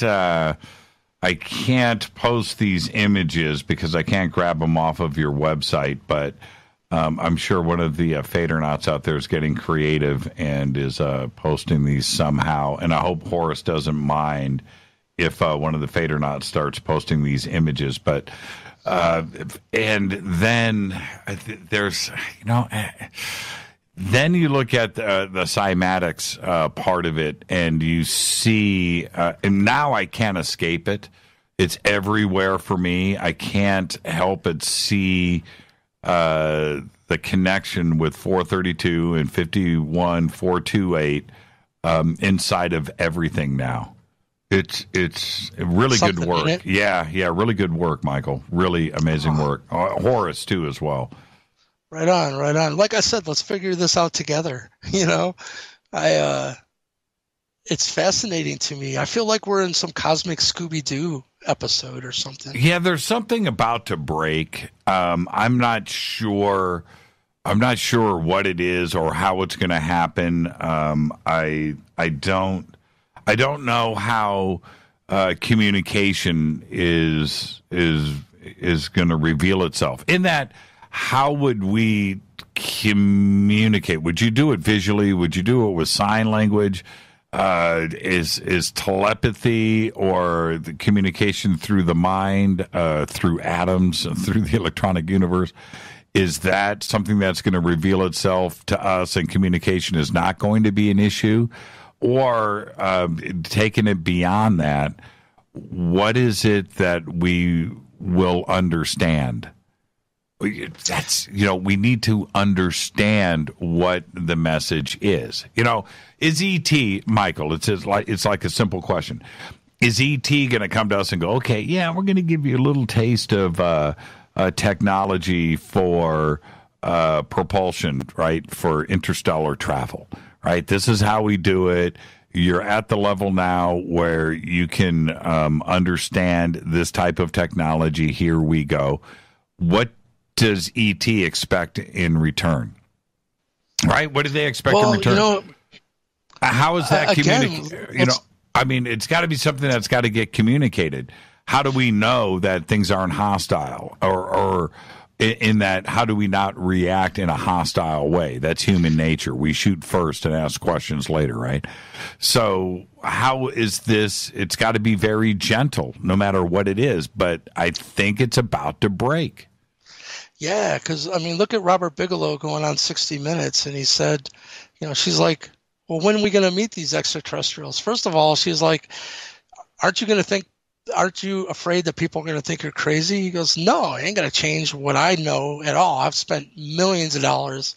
Again, he was funded by the secret Pentagon UFO program, for one.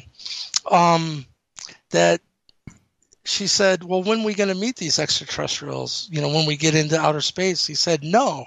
He said, they're right here. They've had an extraterrestrial presence on this planet for a very long time. They're the pyramid builders.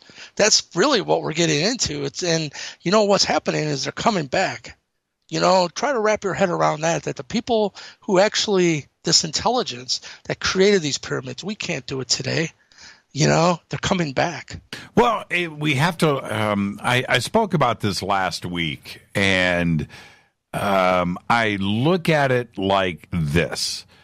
If, 5,000 years ago, 10,000 years ago, we didn't have the intelligence to understand technology. Technology understands technology. Intelligence understands intelligence. But if you've got a 1-year-old child, you cannot expose certain things to him or her because they're not going to understand it, and they are going to forget it. But what you do teach a child is the fundamentals of life. How to walk, how to tie your shoes, how to eat, right? And they remember that. Later, it's forgotten. They don't remember how you taught them, but now it's the fundamentals of life. 5,000 years ago, 10,000 years ago, E.T. showing up here when we are in a possible Stone Age situation where we are taught certain things, agriculture, right? Maybe domesticating animals, how to quarry rock, how to smelt iron or whatever. Those things, and copper, fire, the wheel, mathematics, basic things, and then boom, they go and let us grow up. They're not now today, or 1,000 years ago, or 500 years ago, them exposing themselves to us in a very direct fashion, like they probably did so long ago. We now are more intelligent, and we understand the stars, and we're learning the solar system and the universe, and what makes things tick, and atoms and nuclear and electricity. We're finding those now. If ET showed up when we couldn't handle it, we would ask questions, because intelligence understands and recognizes other intelligence. That's why they're coming back, because now we can handle it. Now we're at an intelligence level where we can figure things out and not freak out. That's my take on it. I really believe that is what is going on. Stone Age Man was taught, then it was all forgotten. Who taught them? They didn't understand it was from the stars. It could have been from another land here on Earth, for all that. You know what I mean? Absolutely. It wasn't from the stars. It was just somebody else. Actually, when you go back to, the first real human civilization, being the Sumerians, they said we got this knowledge from the Anunnaki, those from the heavens who came, to Earth. I hope it brings comfort to people to know that this presence, this Anunnaki presence, has been on this planet for a very long time, and they've been trying to drip feed us, it seems, into the 432 subject, and leading us into unlimited free energy. If they meant us harm, we wouldn't even be having this conversation. No, that's right. That's right. So I think that they've been very patient, and at the beginning, trying to understand these things might have been like trying to teach a dog or a cat algebra. Well, you can't do it. You can't do it, and I'm okay if we look at trying to find an explanation for all of this, for how the Sumerians rose, where they just came out of nowhere, and the Egyptians too as well, rose out of the desert, upright and functional. Roads, schools, laws, music, math, accounting, court systems, agriculture, the wheel, everything just upright, ready to go. Here we are. To go from nothing to something that quick, when we're trying to find out an explanation for that, the Anunnaki and the Sumerian version of that, I'm okay with. There isn't another explanation. There really is not.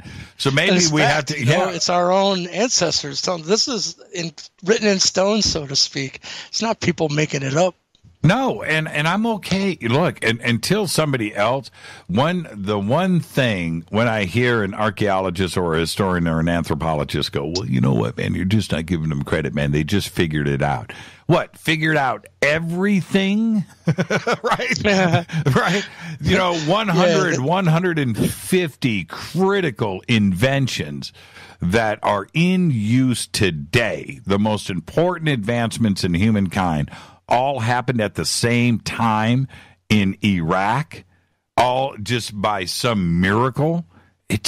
Life doesn't work that way. It just doesn't. They were taught and they were given the information, and that's it. There isn't anything else. It's not luck. That's the way that I am going to continue. And I think history, Michael, is going to prove us right on this. I don't think it's going to be something else, and unless those historians out there have information that they're sitting on how the Sumerians and the Egyptians figured everything out, well, then bring it forward. But until then, I'm cool with they were taught by something else that was very, very advanced. It's exciting, isn't it? Well, welcome to the age of Aquarius. Yeah, I know, right? Let's take a break right here. Our guest tonight, Michael Lee Hill. Talking about the Enki crop circles. They are absolutely amazing. Go to michaelleehill.net. He's got a complete, comprehensive article with all of his data presented right there. This is Fade to Black. More with Michael after this short break. Stay with us. Hi, everybody. This is Rob Halford, the Metal Guard on JimmyChurchRadio.com. This is KGRA Digital Broadcasting Station. Salt Lake City, Utah. Van Buren, Arkansas. Okay, nurse, let's get this man to the ER stat. Right away, doctor. We see this every day. Heart attack or angina pain due to blocked and clogged arteries. Chelation can remove obstructions or blockages from arteries and help avoid painful and expensive surgery. Now there's Angioprim. It's a liquid oral chelation product that you take with juice. You start to feel the results fast. Angioprim increases blood flow all over the body, and that means more energy and strength to take on the day with less aches and pains. 60 years of research has gone into chelation, and Angioprim is the result. A safe and easy way to unblock your veins and arteries from buildup that slow circulation. Paging Dr. Jones. Please report to the emergency room right away. Log on now for a special radio offer from Angioprim. That's angioprim.com/radio. ANGIOPRIM. Angioprim.com/radio or call 877-882-7221. That's 877-882-7221.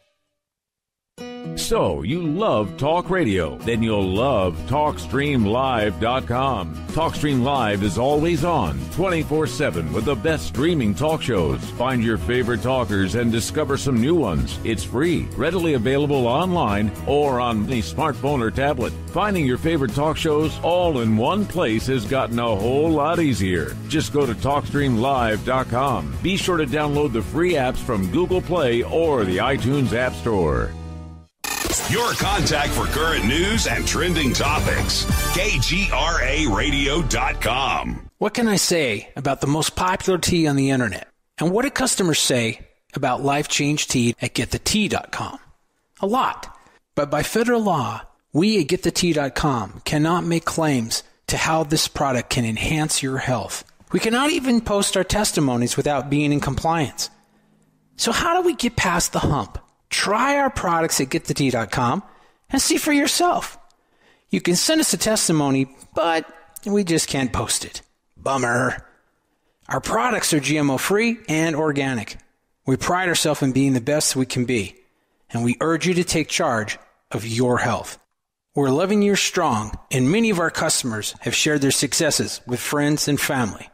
Protect your colon. Log on to GetTheTea.com. That's GetTheTea.com.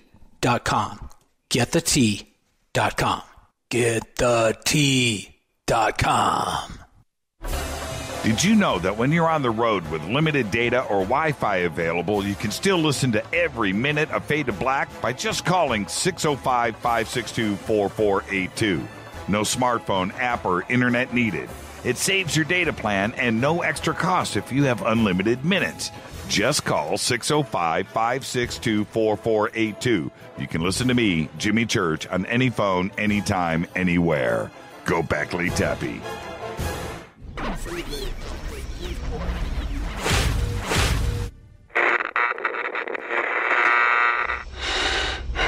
You want to know a secret?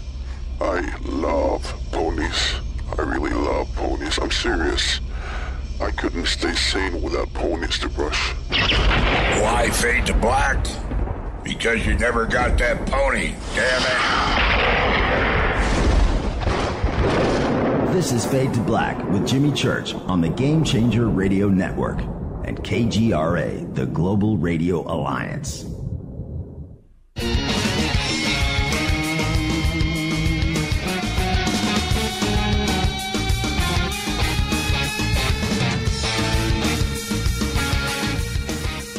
All right, welcome back. Fade to Black. I'm your host, Jimmy Church. Happy 4th of July, everybody.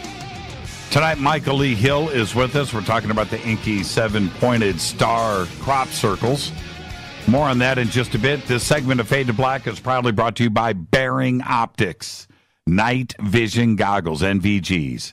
Click on the banners over at jimmychurchradio.com. Contact Alec Hoffman. He is a Fadernaut.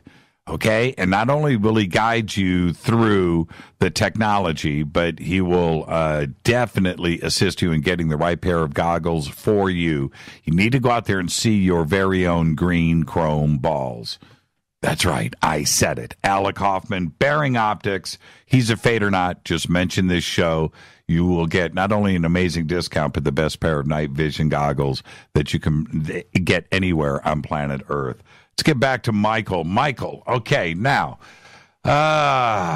this is where I want to get a little bit deep for everybody so they understand.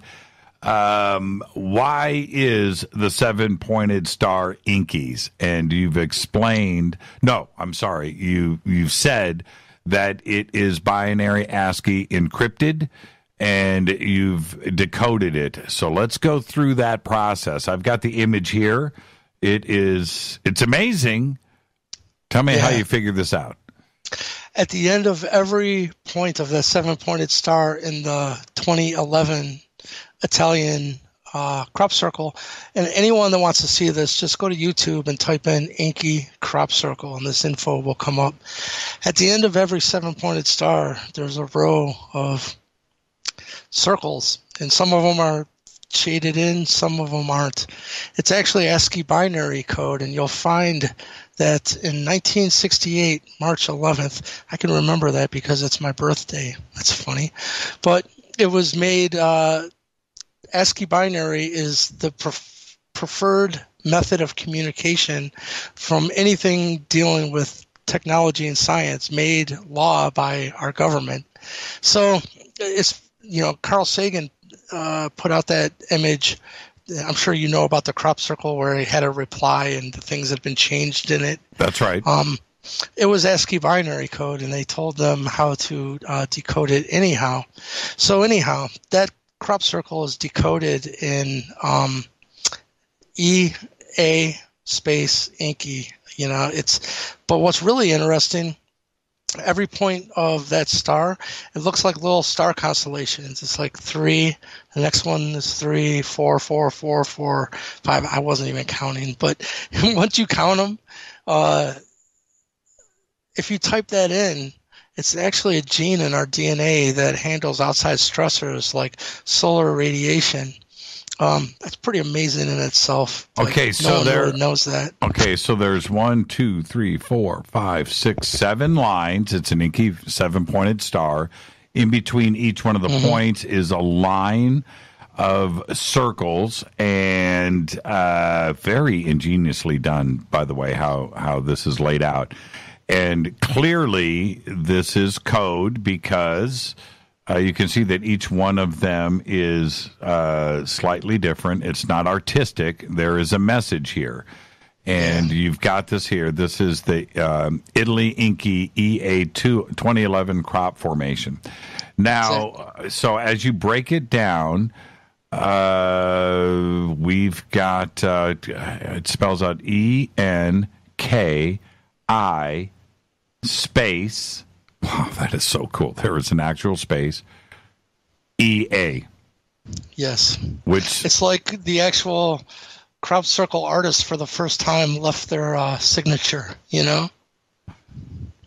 But here's the deal with this crop circle is in the same field 1 year prior, another crop circle that was also encoded with ASCII binary code encoded the famous E equals MC squared.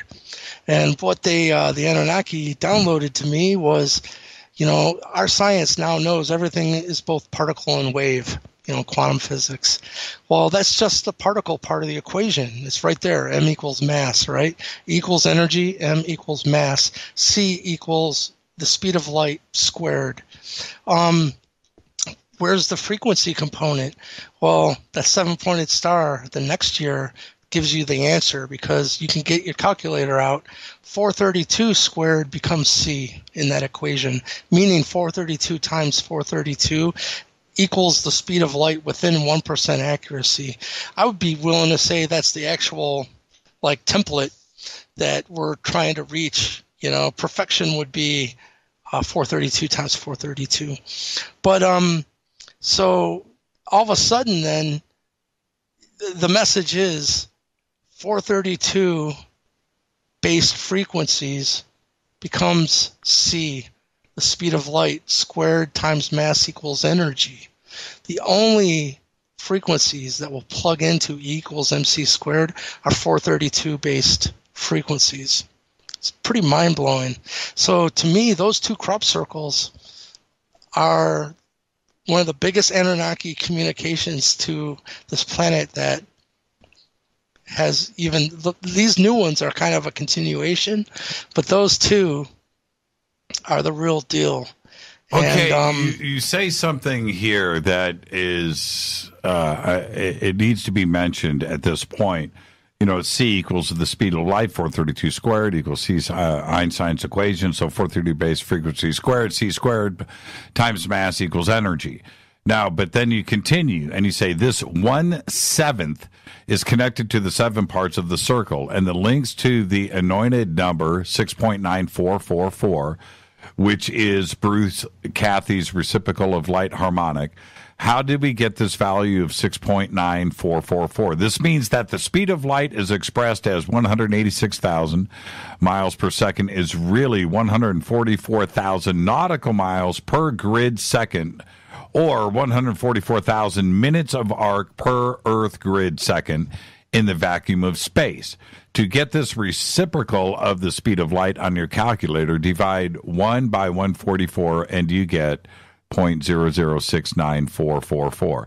In the world of harmonics, we can slide the decimal to the left or to the right and remove any zeros. This 0.0069444 is connected to 6.9444 harmonic, which is close to 7. Remember, and it is. Remember that pyramid base angle is approximately 1/7 of the full circle.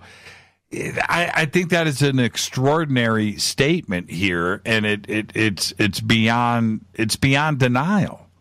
Yeah, and the 144,000 number that's programmed into that is the Mayan calendar Bach tune, that surrounds the 7-pointed recent Enki crop circle.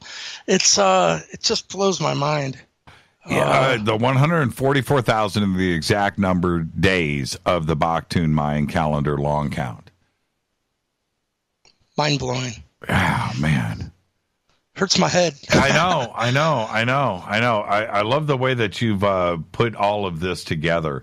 And then, and continuing through this, going back to the water, but it's, when you go back and we talk about cymatics and you talk about how water is affected by 432, and you look at it, these two images are profound. Now, I know that you've got 440 here, okay, and I know that 440 is going to be messed up, but anything is going to be messed up unless it's a division of 432, right? Indeed. Yeah, it's very simple now with our today's science that a cymoscope, you can do a frequency sweep from low frequencies to high and pump that frequency through this scientific device. And just like an old school radio on your car, you're going from low frequencies, all of a sudden you tune into a station. And at one point you're going to have the best clarity. But then as you continue your rise up through the frequency sweep, you're going to get more noise and more noise and more noise until it's just noise. Then you're going to tune into a different station. Simultaneously, you can take one of these scientific devices and just start with low frequencies, start doing a frequency sweep, and take notice when perfect geometry forms. And then write it down. It's not open to debate, you know what I mean? And it just so happens 432 is the magic number that creates. A matter of fact, the scientists that I hired to image my guitar, they asked me for my permission to release the full 20 seconds I sent them. It was through a Joe Satriani amplifier, by the way. They said that they think it's because the signal I sent them was from an electric rock guitar amp, because our guitar amps are really the only thing that uses vacuum tubes anymore, Right. So they thought that whatever that vacuum tube is doing to the signal was creating complexity and dimensionality unlike anything that they'd ever seen. They said, we've used this technology to image everything from dolphins to every frequency known to man, but we never imaged a Joe Satriani rock guitar amp. Yeah, I read some. Crazy. Yeah, I read some stuff about their research and tubes and what it does to the signal. And I did that a couple of years ago, and I was totally fascinated because I thought, going back to music, I thought that all the cymatics dudes were rock guys, that they understand tubes and they understand, no, this research blew their minds. Yeah. So they asked me for my permission to release that full 20 seconds because the image that I got from them, huge image, by the way. It's like 3,000 by 3,000. That's what Blu-ray's 1080. Hey, a 108. Isn't that weird? Anyhow, it's a huge file. And so they asked me for my permission to release the whole video of that image being made in real time. Because obviously I just got a still frame out of that 20 seconds. So that's live at their website. If you go to I've seen it. Yeah, I've seen it. Yeah, cymoscope.com. So they were pretty well amazed that they said that image by itself, first of all, it has a toroidal donut, the physics, with a Fibonacci spiral spinning around it. But outside of that, it encodes every one of the platonic solids of sacred geometry. But really, what toasts my noodle with that image is there's binary code in it. how the hell can there be binary code? You know, it's just me going bow, bow, bow for 20 seconds. But the image that it produced, there's binary code in it. But yeah, so that image is what's became part of my line of bringing tools out that works with this frequency to mankind. And I want to share something very cool. Is I just picked up. I'm going to be working with David Sarita Technologies, and they're going to be releasing some of my 432 products through his website, and that's pretty cool because he was just on Gaia with George Norrie, your buddy. So I'm fascinated with, you know, these products. They're profound in the effect that they'll have, even on the human chakras. A lot of Reiki masters have been purchasing these crystal glass discs that I produce, and they're going out all over the world. And the effects of it, I'll tell you, I got really tired sometimes at conferences trying to explain what this thing does. You know, you can imagine over and over again someone going, well, what is that? Well, finally I go, you know what? Just let me show you. And I said, I'm not going to touch you. Is that okay? And she said, yeah. So I just took it in my hand, this disc. It's a 3-inch crystal glass disc with the 432 image. I went in a circular motion over her forehead, over her third eye. All of a sudden, her eyes went brrr, twitched really quickly, like something. It was kind of freaky to me, actually, but now I've seen it so many times. Anyhow, she opened her eyes. She said, I'll take that. It clears out energy, negative energy from chakra centers like nothing I've ever seen. I think it's done through water, man. I keep going back to that. Yes. I really think that's what's happening here. I wanted to go back really quick when we're talking about the Anunnaki connection and the Enki circles. The Babylonian world map. Yes. Okay. I look at that now. Okay, hold on. The audience probably doesn't know what I'm talking about. What is the Babylonian world map? It sits in a museum right now. It's from Babylon, and it's a stone relief that depicts what they called the Babylonian world map. And you want to tell them what it is? Well, it's got islands represented on. It's a 7-pointed star, and it's got Babylon in the middle. It's a map. It's a circle. It's the Enki crop circles. Is what it is. Yeah, you know what's cool with this too is, like I said, this ancient Enkiite bloodline. That's what Edgar Cayce called them. By the way, Edgar Cayce predicted exactly what we're talking about. People know that Edgar Cayce did a lot of work on the Atlantean Hall of Records. By the way, I'm revealing, I know where the actual North American Mound Builder Hall of Records is. That will just open the floodgates. I'm waiting for the right people to contact me, and I will take them there. But so what state is it in? It's in East Lake, Ohio. A matter of fact, go to my blog site as well. And some of my more recent ones, I said the Nephilim homeland. I've been there, this mound site. You know how I found this out? Is I had traced the mound builders, my bloodline, to East Lake, Ohio. And I got contacted by a guy from the Smithsonian. And he said, I like your work. Are you aware that there's still an intact ancient earthwork there in your hometown? Dude, I grew up there. You know what I mean? No one knows it's there. I said, no. What are you talking about? So he told me how to go and find it. And sure enough, there's this giant mound site that's probably bigger than any of the mounds in Ohio, Pennsylvania, or New York. And it takes over a mile to walk around it. That's how big it is. Matter of fact, if you go to my YouTube channel on it's called Frozen Hill. Look through my videos. You'll see a magical mystery tour of this unreleased mound site. What I want to tell you is because of this Smithsonian guy that was part of a 1970s excavation there, he said, go to the East Lake Willoughby Indian Museum because some of the artifacts that we removed in the 1970s tie the East Lake, I call it the Hall of Records mound site now, to ancient Sumeria. And it's the first depiction of the morning star. And that's like the compass, you know what I mean, a 4-pointed star. And back in Sumeria, Enki was holding a sphere with that 4-pointed star. And it's in those stone reliefs. Well, in Native America, that symbol has become known as the morning star.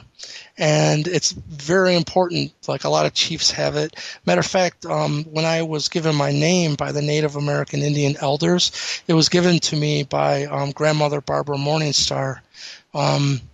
So the morning star, the first artifact ever in the North American continent, was found at this East Lake site. So I went to the museum, and they actually let me take the artifact out and hold it in my hand. Yeah, you sent me pictures of it. Mind-blowing. Yeah. So I'm working, if someone wants to look into this, the cats at Ancient Aliens. I'm working right now with a gentleman. He was also on Ancient Aliens. He's a serpent mound expert. His name's Thomas Johnson.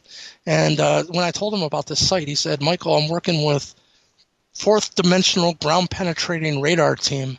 I don't even know what that means, but I swear to God, that's what he told me.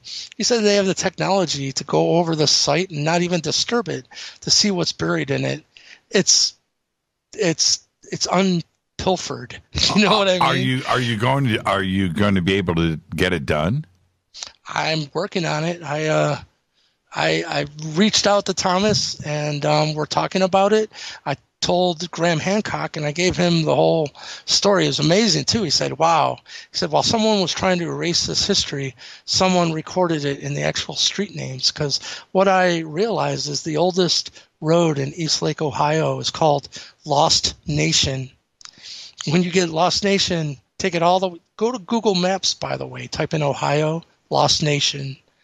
It goes all the way to Lake Erie. If you take a left, it's the first mound builder site that was huge. It had walls that were 660 feet long. It's now destroyed, and a school sits there. But instead of taking a left, if you take a right, it actually tells you, written in the street names, what happened to this lost nation. The first road you come to is Tioga, and that means place of entry in Iroquois. Then the next road is Cherokee. By the way, you know what the Cherokee symbol for their culture is? What is it? 7-pointed star. Yeah, there you go. And then it's Iroquois. But the only road sign that has 2 tribes on it is Seneca and Seminole. That's where the Holy Grail, Sangreal bloodline split and became Seneca, Iroquois, and Seminole, Florida. And I've been given that bit of the story as well, like I was saying. So I'm just waiting for the right people to approach me, and I got a lot to share. So thank you, by the way, Jimmy, again.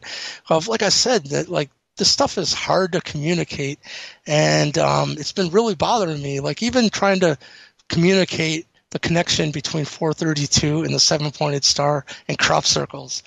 The way that you've laid it out in this article, it is done not only correctly, the information is there, but it's laid out in a linear and logical form. This is a comprehensive article, everybody. This is not something that it's one page on a website.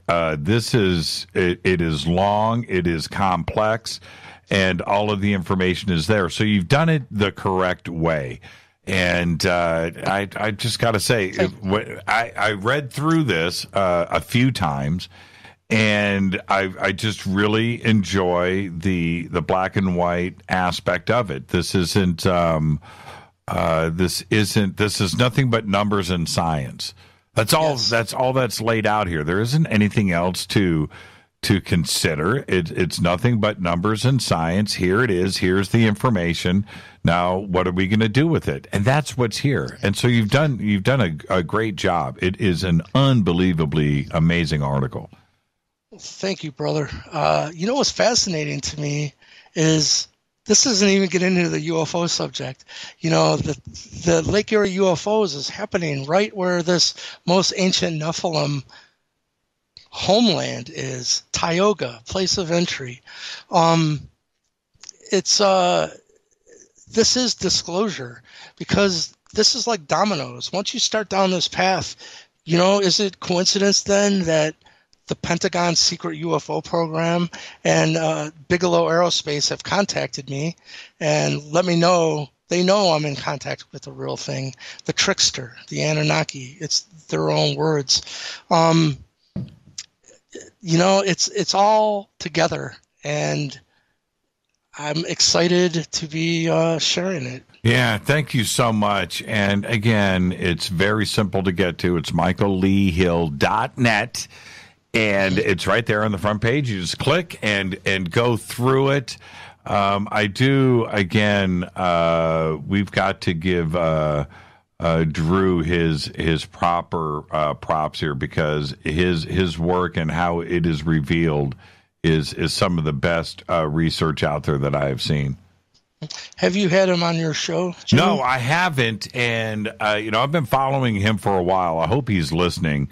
He can reach out to us anytime, and we can certainly do vice versa, but I would love to have Horace on the show. He's amazing. Right on. I will send him a message letting him know we gave him a shout out, and you know, that you would like to have him on the show. I would love to tune into that. Yeah, absolutely. And what are you doing? We're about to get out of here. What are you doing for the 4th of July tomorrow? We are cooking some hot dogs on the back grill, and just, you know, I feel so blessed. You know, we have, like I said, 7 acres and a hot tub out there, and just under, you know, the sound of being in nature like this, it blows my mind, the sound of crickets and just all the wildlife in the trees, and it's fantastic. So that's what we're doing, hot dogs on the grill. 7 acres, hot dogs, 4th of July, hot tub. There you go. Michael, thank you so much, my friend, and I can't wait to get you back on the show. And I know that you're going to be listening on Monday, and Mrs. Smith. Thank you so much. Have a great day tomorrow with you and Sarah. You too, you and Rita. I can't wait to meet you guys in person. Yeah, can you believe we've never done that? It doesn't make sense. And I'll talk to you soon. Thank you so much, man. Right on. Peace. Peace out. Michael Lee Hill. michaelleehill.net is the website. And like I said, right there on the homepage, the article is amazing, and it's just right there, revealing of a new Ark of the Covenant, 7-pointed star, Enki, Michael Lee Hill. I'm your host, Jimmy Church. I'm going to open up the phone lines next. It's 4th of July, and I want to hear from you. I'll be right back.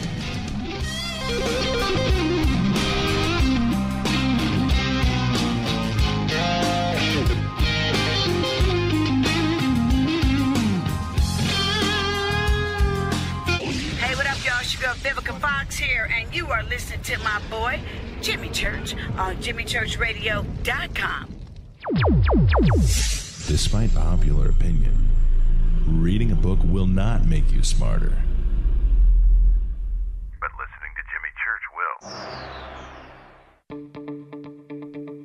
will. Hurricanes, earthquakes, wildfires. This year we've experienced more than our fair share. This is Jimmy Church of Fade to Black, and last month I decided to make sure my family does not have to worry about food should we get caught in a real emergency situation. Introducing Numana, a healthy, storable product that tastes so good that you'll want to eat it every day instead of just during those times of duress. All Numana products have a 25-year shelf life, are MSG and GMO-free, no preservatives, and are made in America. With the Numana pack in your home, you'll be able to sleep at night knowing that you've protected your family. Not only have I tasted and tested, I own it. Now you can too. Just click on the Numana banner on JimmyChurchRadio.com and use the promo code Jimmy when you order. In addition to a discount, we'll send you an autographed Fade to Black t-shirt. Seriously, go Beckley Tappy. When you take the beans from Central America with dashes of Indonesian and African mixed in and then roast it to the dark side of fade to black, you create the ultimate brew of fringe.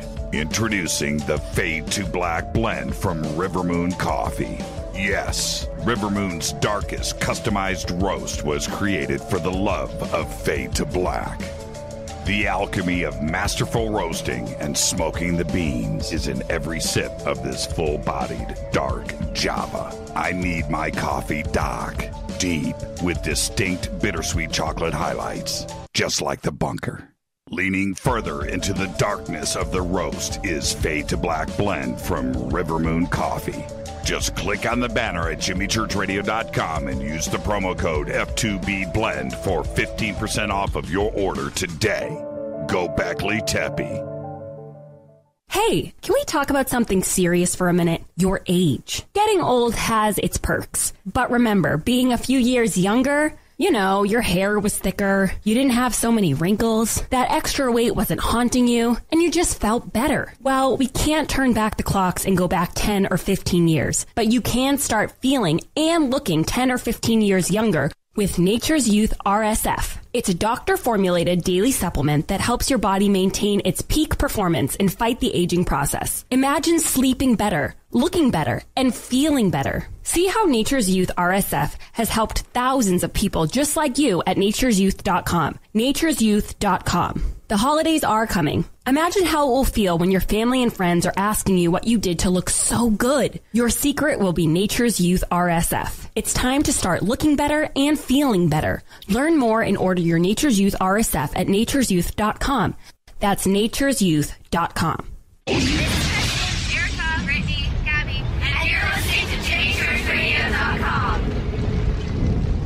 It's not a lifestyle we chose. We were born this way. KGRARadio.com.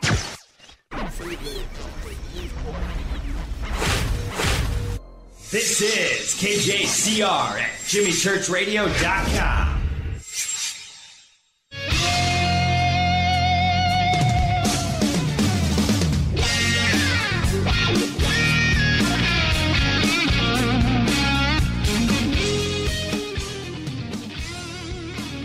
All right, welcome back.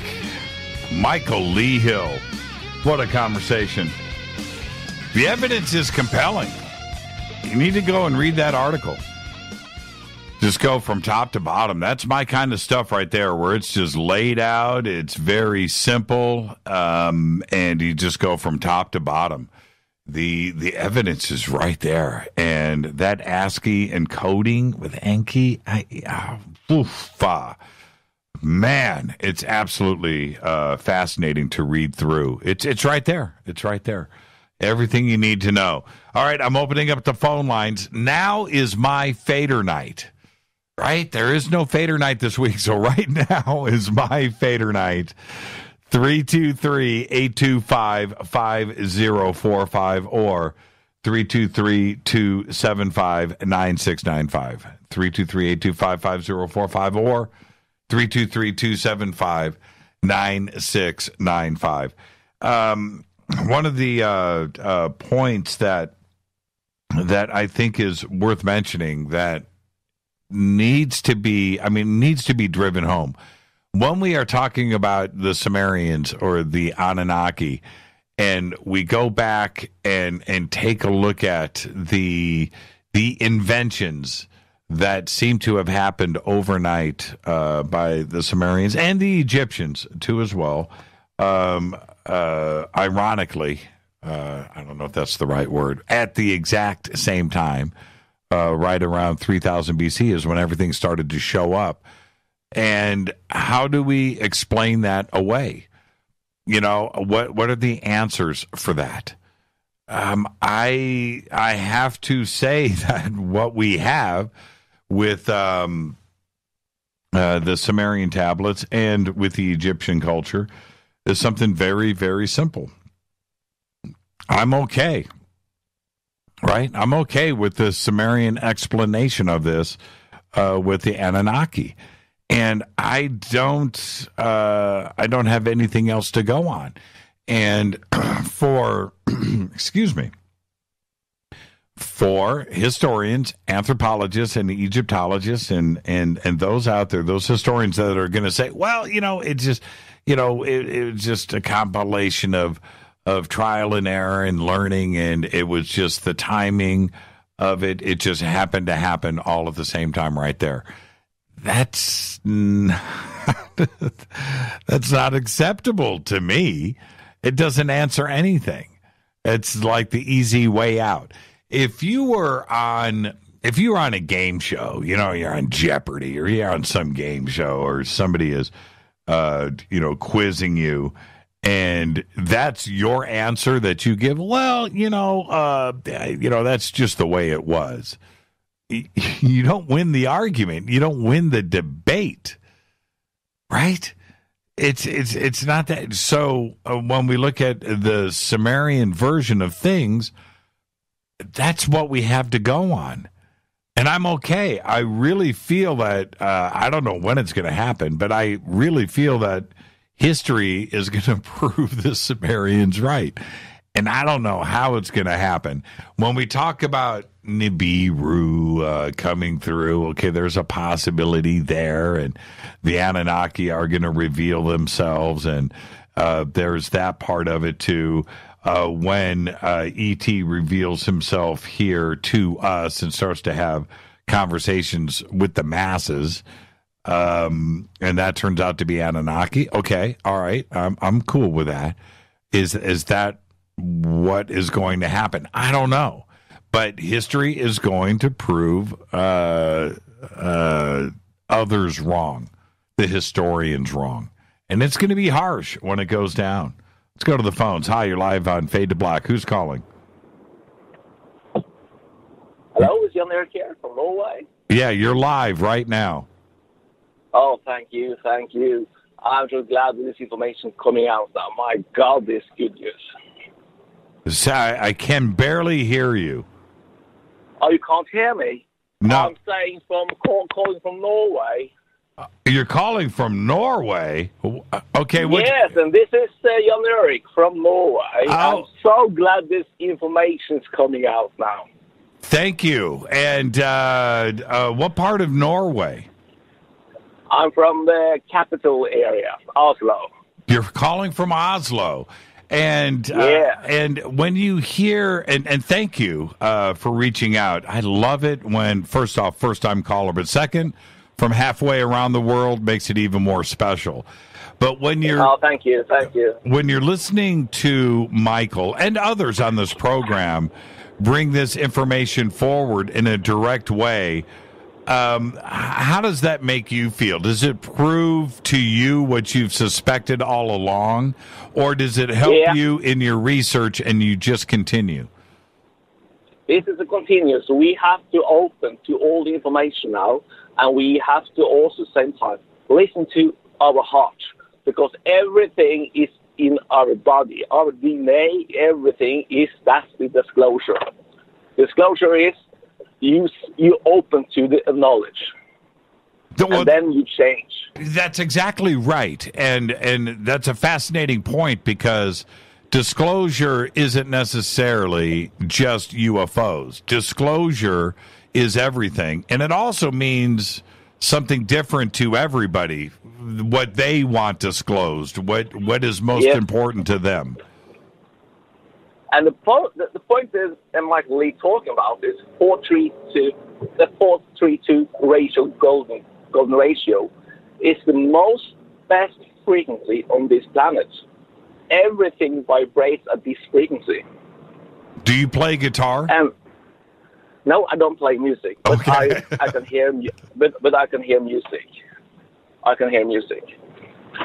And also for me, and I would like to hear what you have to say about this, is 432 and its effect on water and our bodies directly. Yes, true. I will tell you a little story now about water. I experienced this when I had this water song, a Japanese water song on my radio, and my frequency rise so high in my body. and I have a little, what they call in the springtime, the snow is melting, and there was a little pod around the car, and I opened the window because it was so hot that day, and when I had this frequency, I saw the water start to make figures on the water. Right. And I was like, seriously? Oh, seriously? Right. Is it imagination what I'm saying now? And I started to talk to it. And it changed direction in the pod. I said, my God, this is true. And then it started to lift itself 2-3 centimeters off of the pod. Like, you know this film Abyss? Yes. Yeah, this was only 2-3 cents off the water. Like, wow. So I went at the car and see it from another direction. And then was down again. And I started talking to it there. Are you true? Are you serious? Are this serious? Are this real? And it went up again. And it started to make waves in the water. That's because we are so connected when we are in the frequency. It's it's unbelievable. Yeah, I know it is. It's mind blowing. And what I find, I know I say this so often, but what I find most interesting about this is science doesn't talk about it. No, they're not allowed to walk in this path. I know, right? Because everything is funding. If you have a company, you need funding to go, and they tell you where to go. If you go in that direction, they're stopping the funding. What was your name again? Jan Erik. Jan Erik. Thank you so much for the phone call, my friend. Fascinating. And don't be a stranger. Thank you so much. Blessing from Norway. Thank you. Norway in the house. Thank you so much for the phone call. Whoa. You're live on Fade to Black. Turn me down in the background. Hey, now, can you hear me? Yeah, I got you now. Who's this? This is Joe. I'm calling from Huntington, West Virginia. I've been following Michael Lee Hill for a while, and I've had encounters with these orbs as well.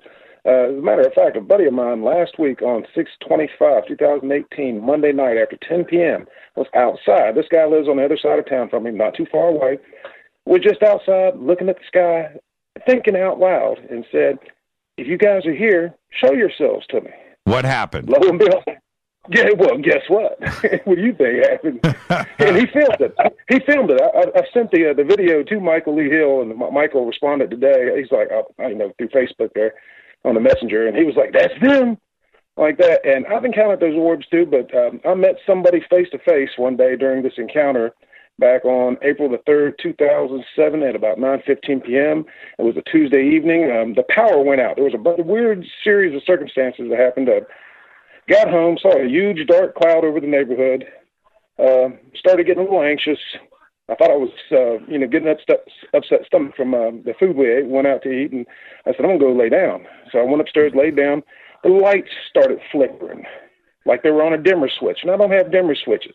Usually when you have a power failure, it goes on, or it goes off and comes back on. Right. This just went up and down, and then the house shook like it was in a tornado. It was crazy. And then all of a sudden the lights went out, and I went downstairs and told my old lady, I was like, well, we can't see anything inside. Let's go sit outside, because there's this weird, funky storm outside. It was like heat lightning, no rain, just a bunch of flashing colors in the clouds, and the clouds were real low.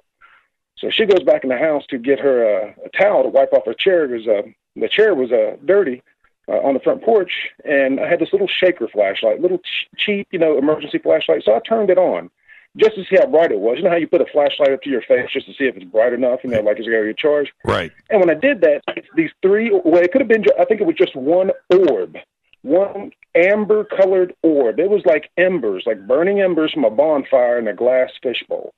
And it was jumping around in this tree across the street from me.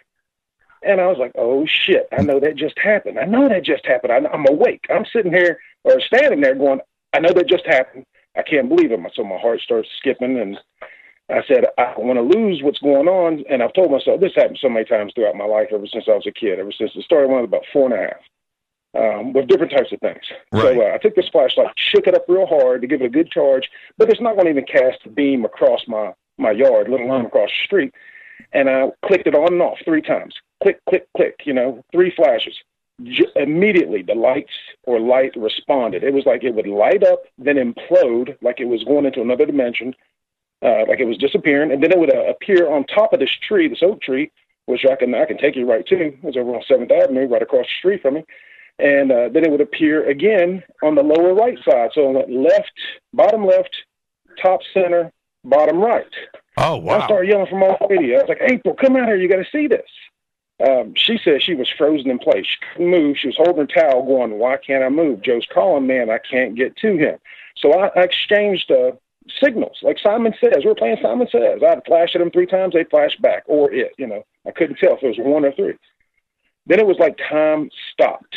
I mean, all the sound was sucked out of the air. Moments before, I could hear dogs barking, cars driving by. Everything just kind of like went on pause, like if you hit a DVD player. Right. And then from across the street, the swirling cloud, this misty cloud, came staggering across the street, about maybe 4.5 to 5 foot in diameter, about 6 to 8 inches thick, beautiful white luminous cloud with water in the center or in the middle part, and then in the very center where there would be a vortex, like if you flush a toilet, you see like a whirlpool. Right. In this white luminous cloud, and lightning bolts are shooting out of it.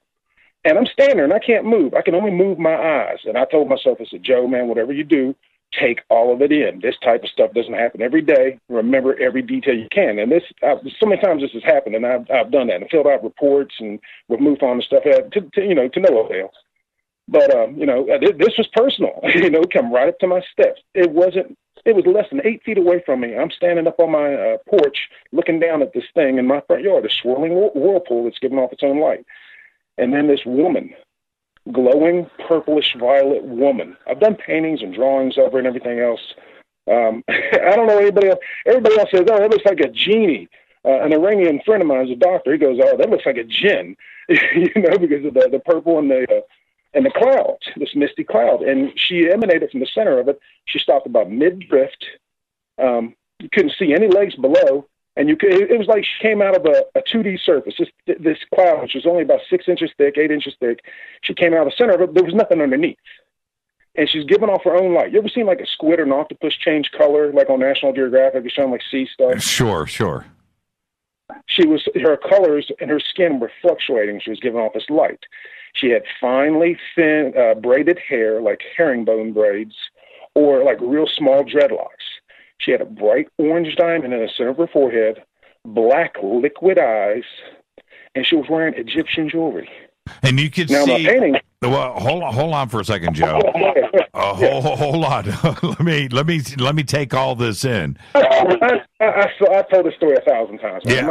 Okay. You were able to see all of this in detail. How tall was she?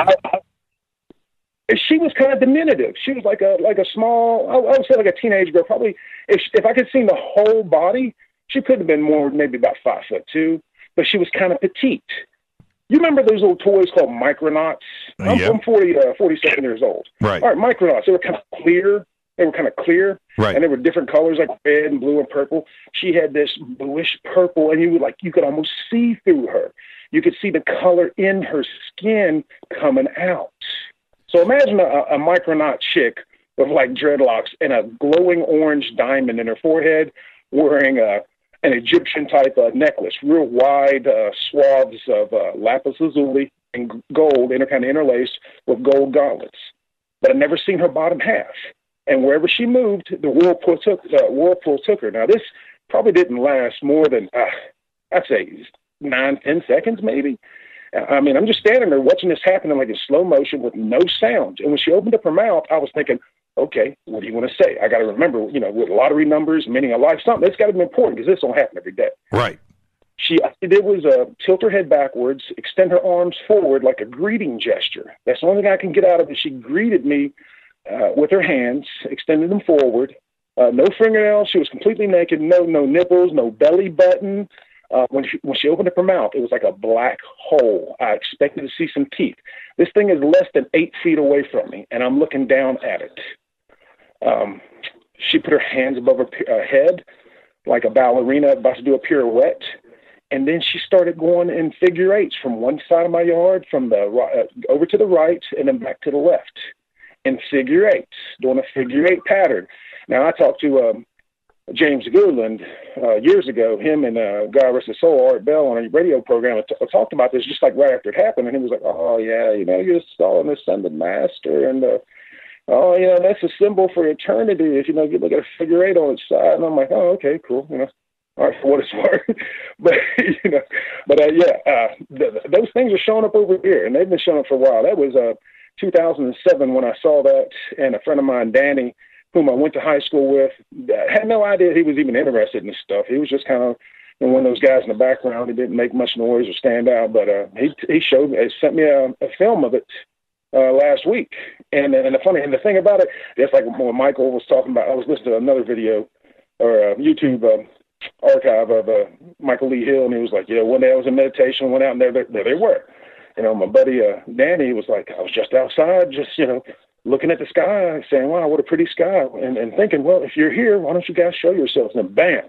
And I told him, I said, you got to be careful what you ask for.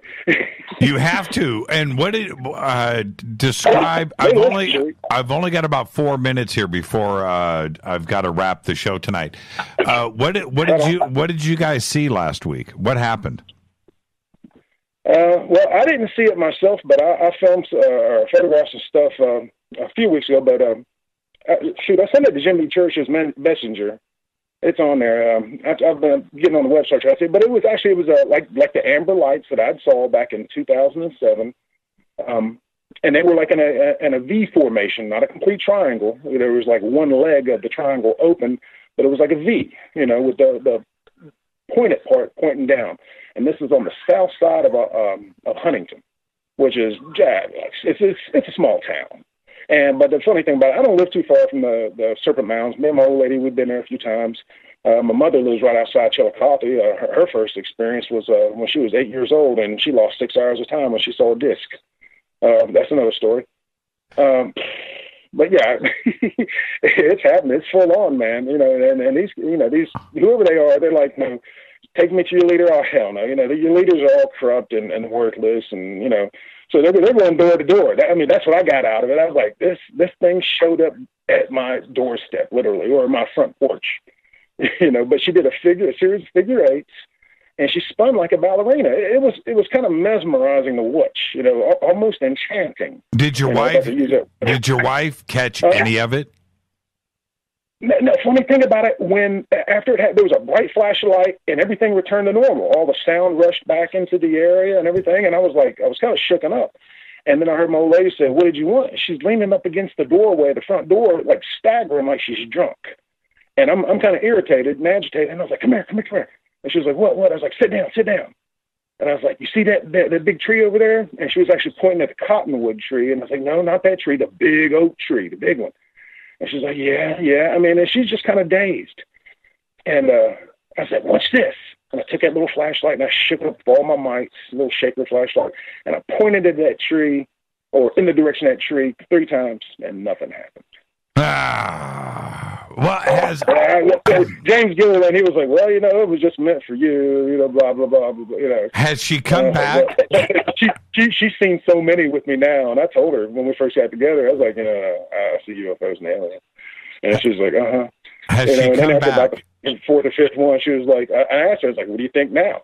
Because she saw one, and I turned and glanced, because I took her to an area where I kept seeing them, and there was this beautiful blue turquoise saucer. It looked like a sailor's hat over on this ridge over in Althauser, which is like 3 miles away. And I said, "Keep your eyes open, you might see one over there." And she pointed, she was like that. And I looked up, and just in time to see it blink out. And I was like, you son of, playing this. I get tired of the peekaboo crap, stay around, hang around, come down, we'll have dinner, we'll kind of, what you like, you want what you make. I get tired of the peekaboo crap. But, and I asked her after that, I was like, "What do you think now?" She was like, "You're not crazy." Wow, that's you want to listen? That's pretty amazing. I want to stick around you and see where this goes. Well, I want to thank you for sharing that with us. And I went through. Oh man, we've got some bad. His Facebook Messenger. You can see what was viewed here in Huntington last Monday. Okay, and Michael responded. He said, "Yep, that's them." I'll take a peek at it. Joe. Thank you so much, and have a great, safe. Great talking to you, brother. Have a great, safe 4th of July. Oh, no doubt. Thank you, sir. Keep looking up, man. You got that right. That's an amazing figure 8, right? It's standing in a vortex with the cloud, with the water vapor, and going through his yard, and the Egyptian jewelry. Wow, that's pretty amazing. I did see mention of this video briefly. I don't know if it was yesterday or this morning. I'm going to go back and take a look at it now. I did see it, though. I saw it very, very briefly. I didn't watch the video, but I'm going to go back and watch it. And I know that it's posted on Michael Lee Hill's page. So there you go. Now, everybody have a great, safe 4th of July.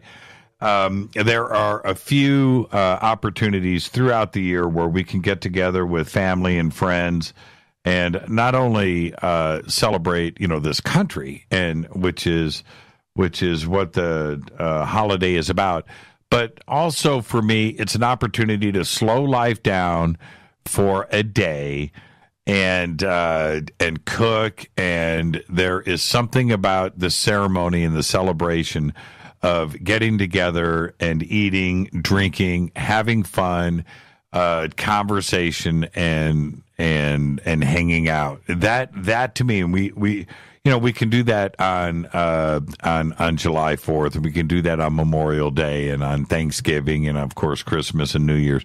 There's a few days in the year where you're able to try and take advantage of that time, and that's what we do with it here. It is just so important to do that. I want to say, and I want to stress with everybody, there is something about sitting around a table with food, with family, and with friends where you can sit and talk openly. You can fight, you can argue, you can debate, you can tell jokes, you can laugh, and do all of those things that you don't normally get a chance to do throughout the year because life is busy, it's complex, and it's crazy. So do that for me tomorrow and over the next few days. Slow life down just a little bit like we are going to do here. Let's all vibrate together and hang out. I will try to do my best. I don't do it as effectively as I should, but I will do my best to get some stuff out there on social media and on Stellar and Twitter, and let you know what we are up to this weekend. And I want to remind everybody, yes, we are taking tomorrow off. We're taking Thursday off, Friday, Saturday, Sunday off. Monday, we will be back on July 9th, and our guest will be Mrs. Smith. You're not going to want to miss this show. With that, let's put this one in the can. Fade to Black's executive producer is Rita Camarion. Show is produced by Hilton J. Palm, Renee, Dennis, and Bob. Announcers are Steve Harder, Gene Vito, and Mark D. Kovar. Webmaster is Drew the Geek. Music, Doug Aldrich. Intro, Spaceboy. SpaceboyMusic.com. Fade to Black is produced by KJCR for the Game Changer Network. Syndication is KGRA, The Planet. This broadcast is owned and copyrighted 2018 by Fade to Black and the Game Changer Network. It cannot be rebroadcast, downloaded, copied, or used anywhere in the known universe without written permission from Fade to Black or the Game Changer Network. I am your host, Jimmy Church. You can follow me on Twitter at JChurchRadio. On Stellar.com. Send me a friend request over there. Until Monday, everybody have a great, safe 4th of July weekend. Be safe, have fun, go Beckley Tepe.